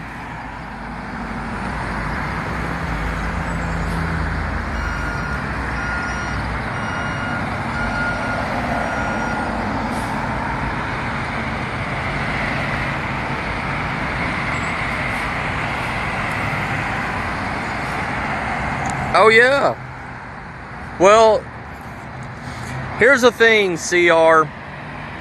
I did a clothing drive in the middle of winter for my security company and everything at a homeless shelter.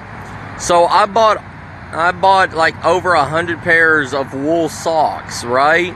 Because that's the one thing that people do not donate to homeless shelters is socks. So I got a good deal at Bass Pro Shop on their wool socks. And I bought over like 200 pairs of them, and I was giving them out.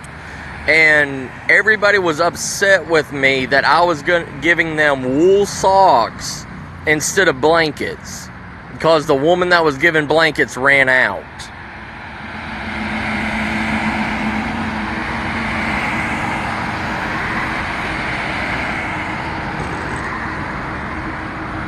Yeah. I try to do the exact same thing, brother. Hey, Nixon. How you doing there, Matt?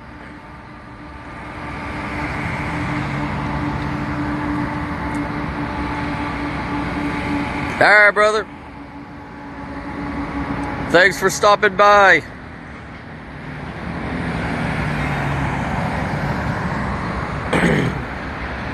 But yeah, I've got my whole entire car and everything packed up and ready. I should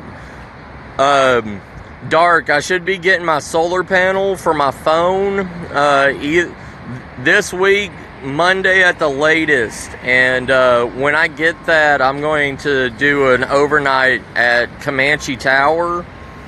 And that's one place that I actually found that I can do overnights at. And I want to do, well, I mean, yeah, Rich, it's just, alright, brother, I'll see you when you get back. But, I mean, I can understand that they would want a blanket more than socks, but the thing is, I always heard about trench foot and everything if you don't change out your socks. And so that made me think, you know, like,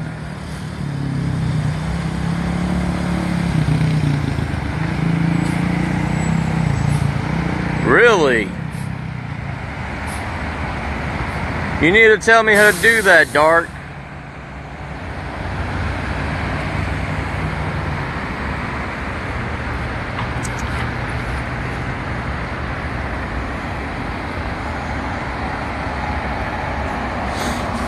That's the only problem I have is working with electricity, like building things, like building those kind of things. Like I can build other stuff, but I can't, I'm not really good with a soldering gun.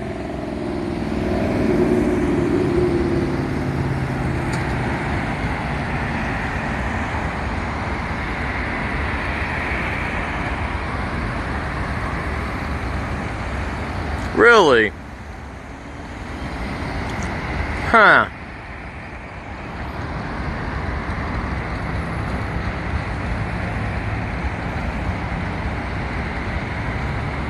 That sounds like a plan.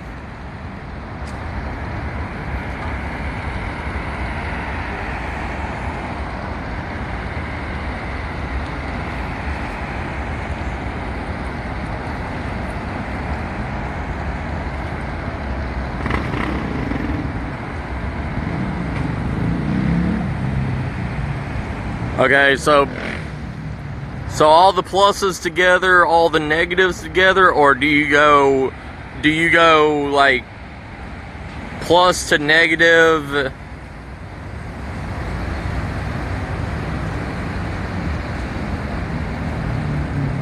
Okay, all right.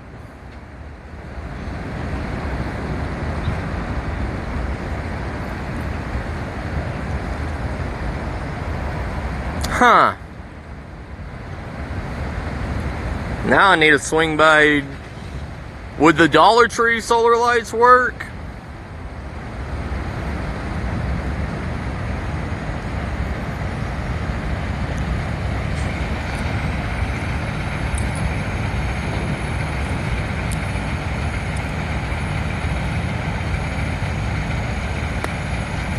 Okay. I didn't know if the Dollar Tree lights would be too weak or not.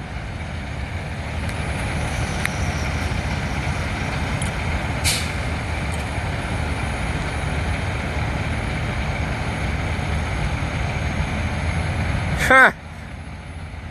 Yeah, it goes back to that whole thing, CR, about we're just a wasteful society. Okay. So you say, so what? Probably about 6 of them?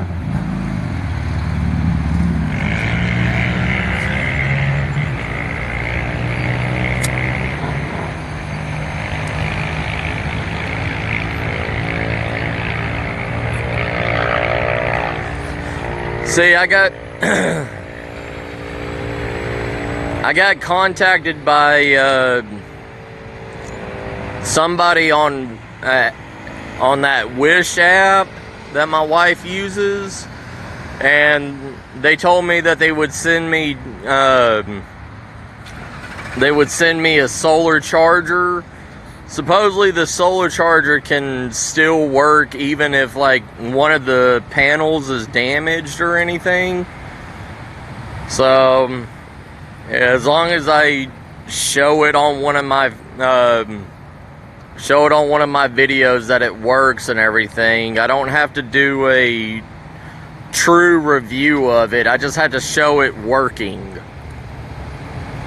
And I got it for free. It was like a $30 solar charger for free.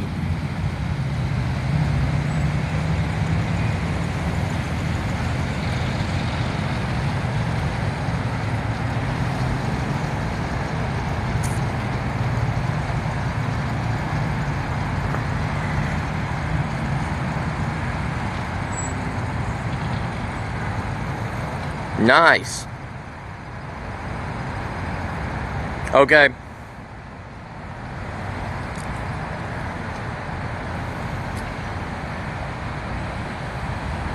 Gotcha. Yeah. I have one of those hand crank phone charger. Yeah, Rich. That's what I was thinking. I was like, I need a solar panel, and well, they were asking me to review some of their stuff, and I was like, well, I need a solar panel if you have one. And they were like, yeah, we have a solar panel, you can fold it up and do all this stuff with it. And I was like, alright, I'll do that. They wanted to send me this huge freaking like machete chopper blade thing, and I was like, no, I don't need any of that kind of stuff. But I don't know. I hope maybe I can get some free stuff from them, hopefully.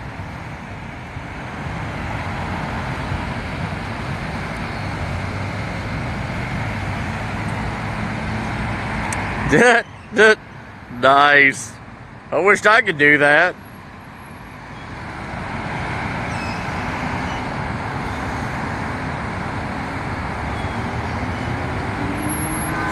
Yeah. That's what I'm hoping for, at least.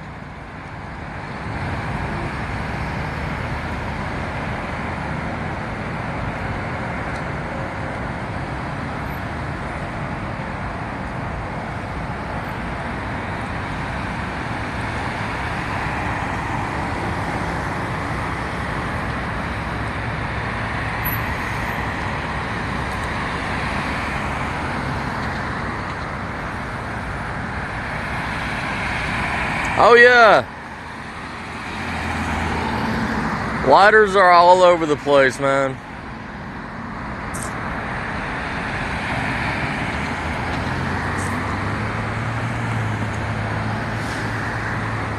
You don't know how many times I've found the cheap Zippos on the ground.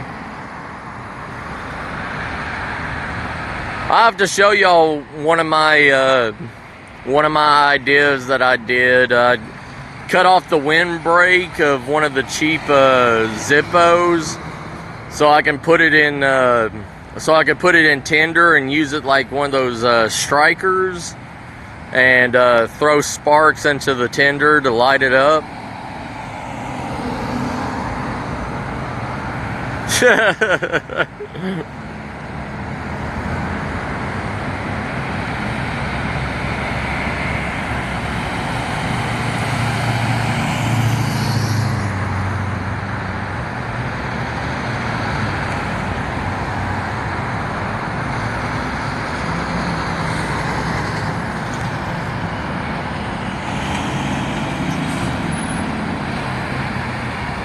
Sorry, it's just,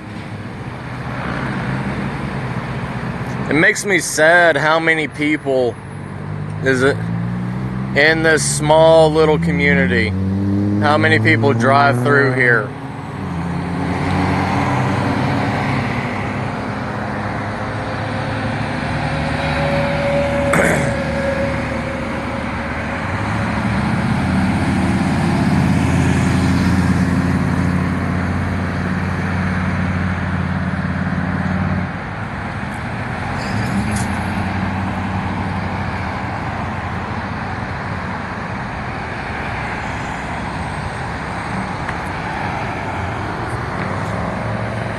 It just makes me wonder, you know,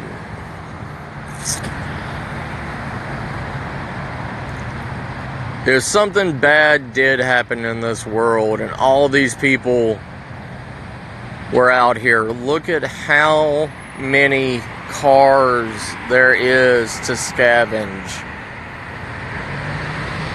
Look at them all.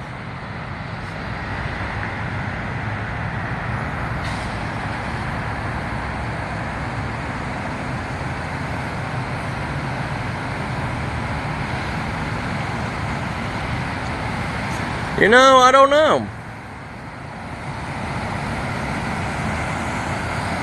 Well, I do have one of those dynamo hand cranks for the cell phone that has a little crank wheel on it, and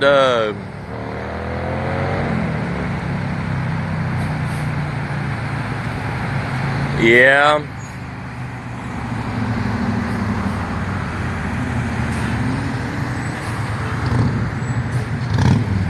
Yeah, because I'm kind of with you on that, Dark.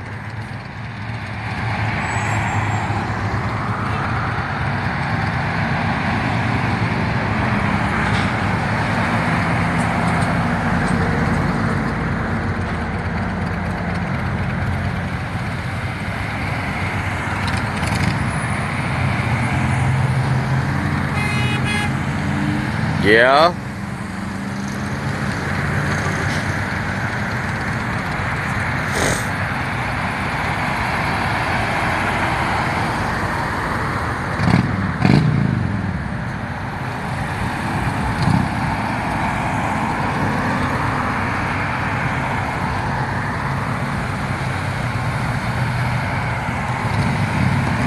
Well, where I'm at, I mean,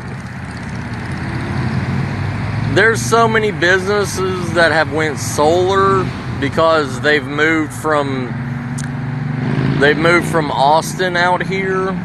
So they want their business running only on solar power. So that would be my first hit.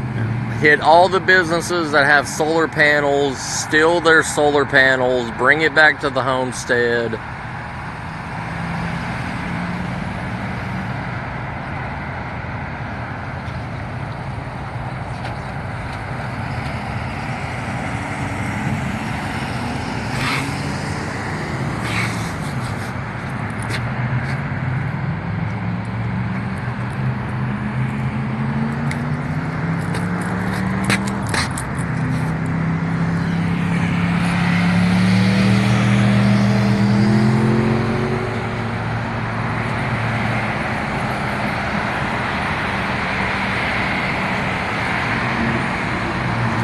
Well, I'm just saying a what if situation, Dark. Like, what if you're in the city, you know, like me, I work in the city, you know? I was just thinking how to get out of the city and what I can use to get out of the city and make it home and make it safe. I don't want to stay in the city. That's the only time I would come back to the city is to get medicine or try to scavenge, you know, maybe 3 or 4 months after everything has settled down.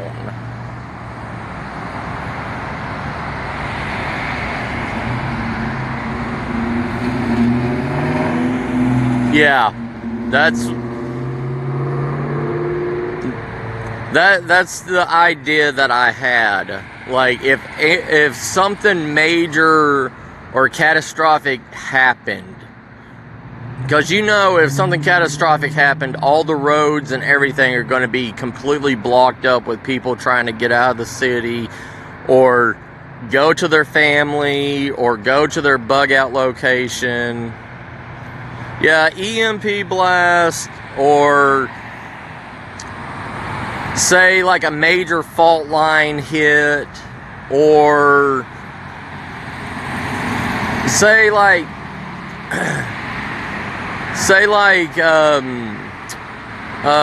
what happened in Florida with all the sinkholes. You know what I mean? Say like a major sinkhole opened up and just continued going through to where you can't use your car.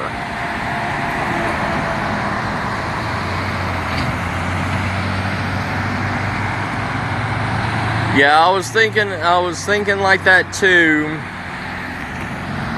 I was also thinking of turning a bicycle into, like, taking a motor off of a weed eater or something like that, turning a bicycle into a temporary moped.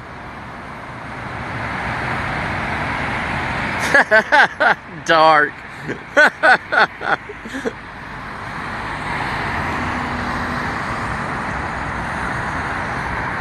That's great, brother.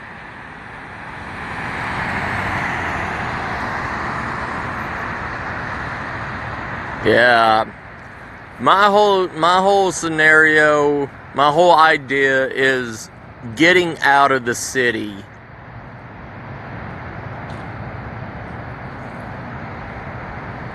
Yeah.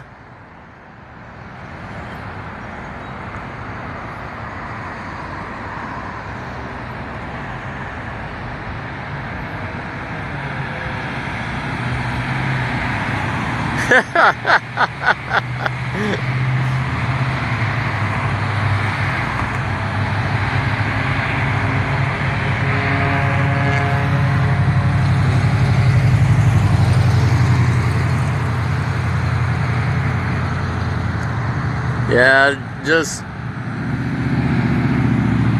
see, that's why I was saying, like, scavenge the cars while I'm in the city to see if there's anything useful that I could use in one of the cars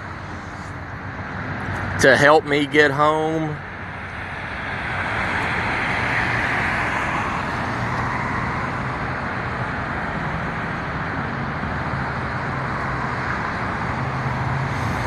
I mean, this is Texas. I mean, everybody, I mean, there's going to be at least 1 out of 5 cars that has a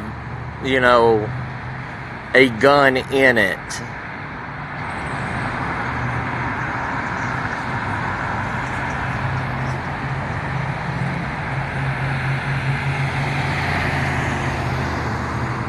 Then, there's probably 1 out of maybe 20 cars that's going to have something illegal in it that I could trade or barter with while I'm in the city.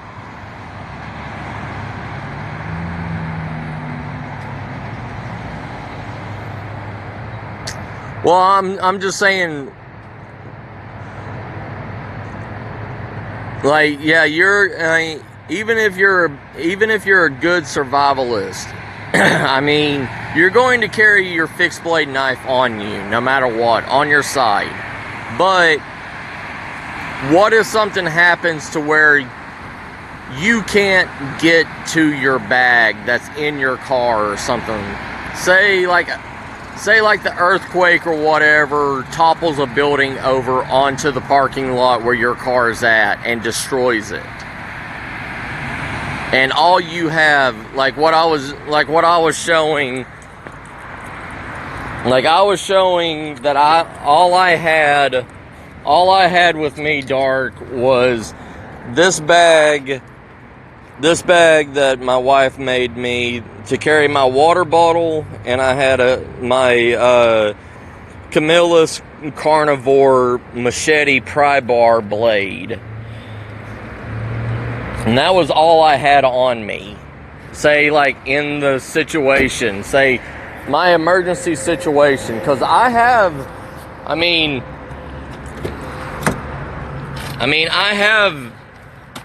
my bag, and I have, the bag and everything that y'all sent me. Plus, I have my other stuff in here, too. But I'm saying, what if there was a situation to where I could not get that, and the only thing I could grab out of my car before, say the earthquake or whatever, I could just grab one thing and one thing only, and I grabbed that. And that's all I had to get home on.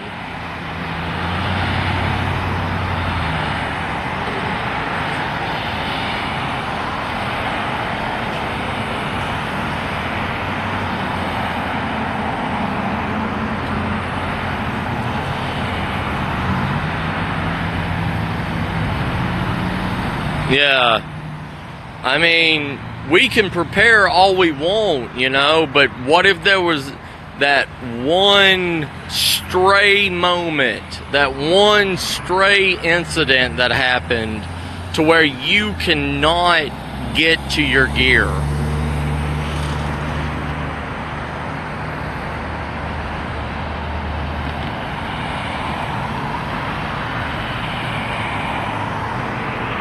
Yeah. Well, here in Texas, I mean, a gun's easy to get to. I mean, there's a gun store on every street corner. But the thing is, I mean, most of the gun stores around here, Dark, are owned by private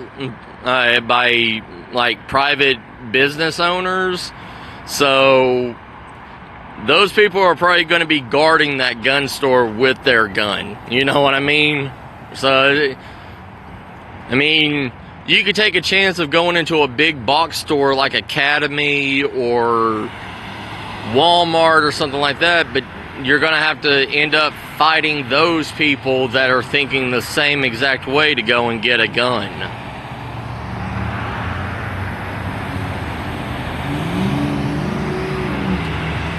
Where at?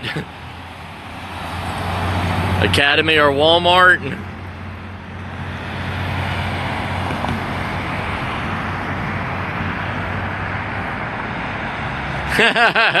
Right? Yeah. I don't know. I mean, some of these gun store owners, man, they're a little too protective of their stuff, if you know what I mean. Like the one guy that's close to my house, he owns a gun store, and he carries a snub-nose 45 in every corner of his store.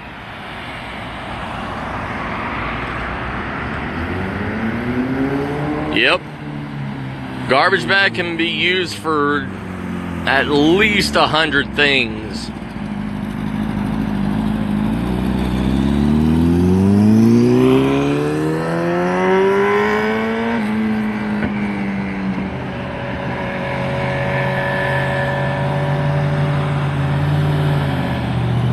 Yes, sir, it is. Plus, you can also get a bed sheet and use that as a bed roll. I mean, you could wrap up everything inside of it, twist the corners of it, tie it around your chest, and you have a simple homemade backpack right there. I mean, you tie it up like a Tootsie Roll and tie it around your chest.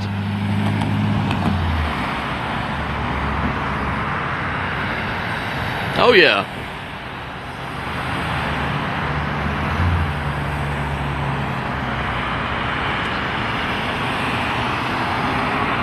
It just makes me, I don't know. It's just like, you know, like how Jerry was talking, Dark, you know, he was saying that he had his bug out location and all this stuff and everything. But, you know, with his job, he was a lot of times out of town, you know. What would happen?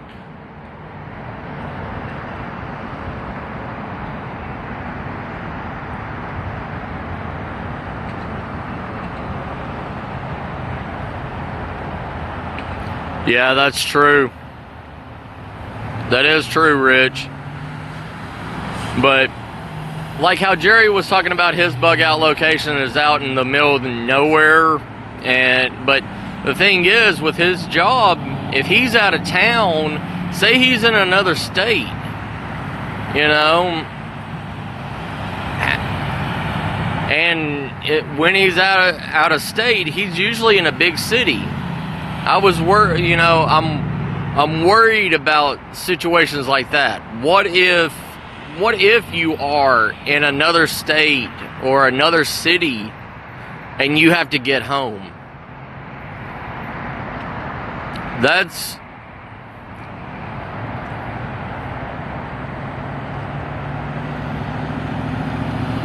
yeah.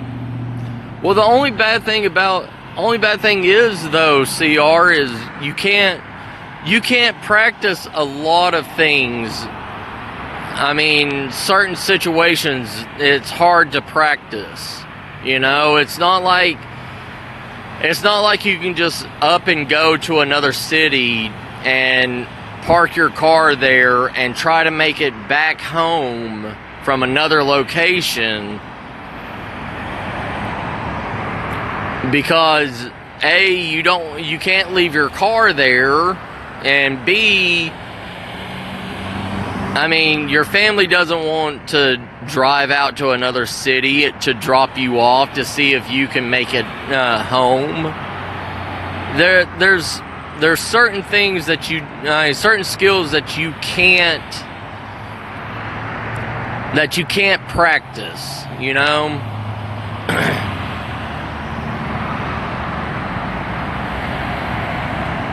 Oh yeah, there was yeah, speaking of that, Dark, they did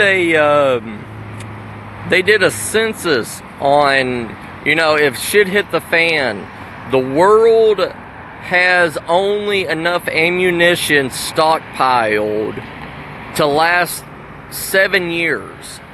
7 years before all ammunition is ran dry. So we would have to fall back on, say, a Kentucky long rifle, something like that, to defend ourselves or hunt with.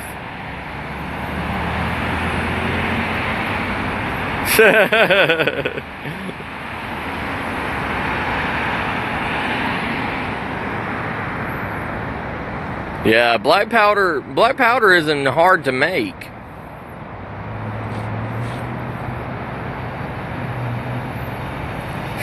Rich. Well, they were just saying, you know, if they were just saying as a whole, you know, for military use and for military, police, you know, National Guard, stuff like that.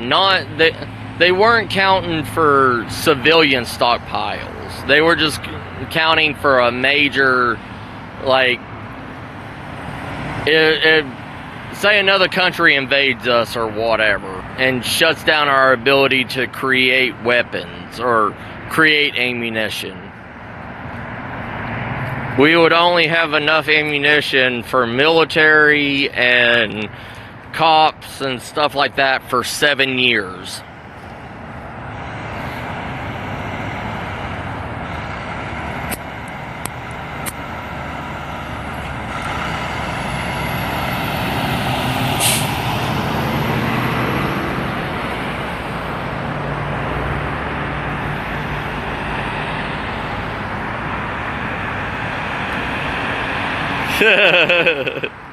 Right? Yeah, nah, Dark's peaceful. Dark likes to have fun. But it's just like the rest of us. I mean, if it comes to your family and feeding yourself, yeah, anybody and everybody's going to take up a gun.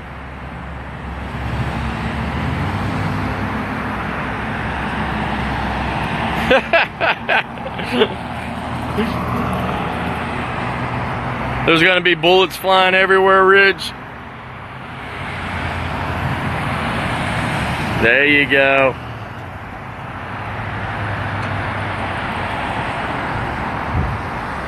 Yeah, it's just...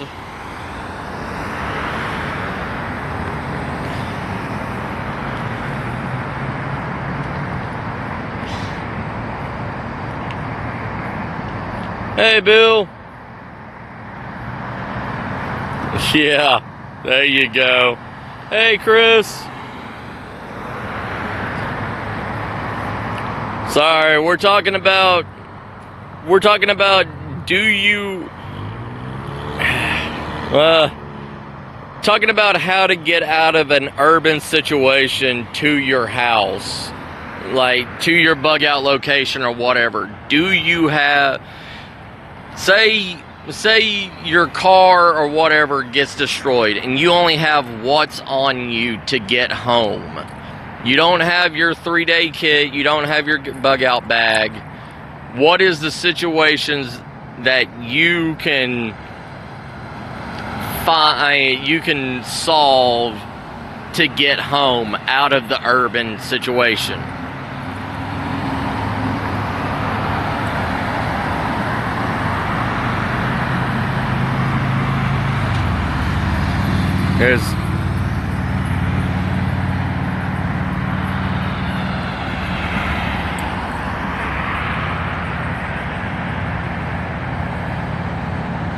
There you go.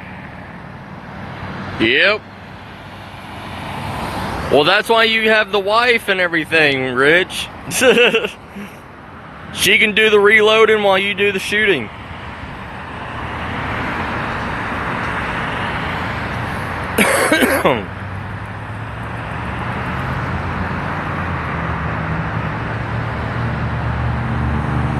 Yep, that is true, Bill. I was thinking about doing an EDC carry because most of my stuff and everything is in the city.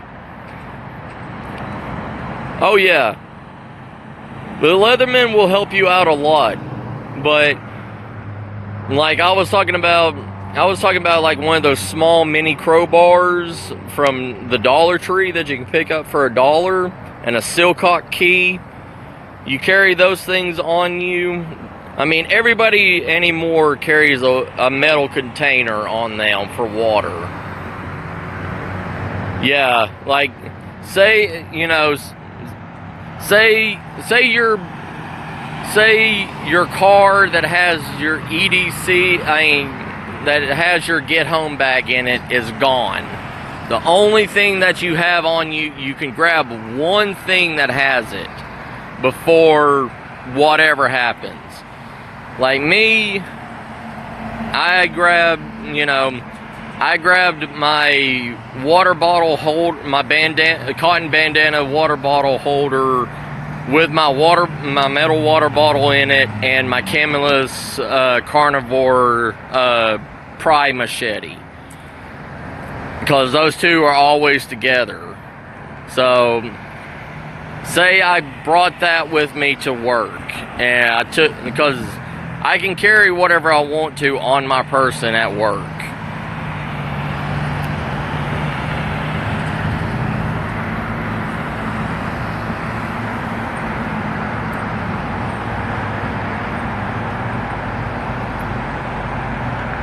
Right.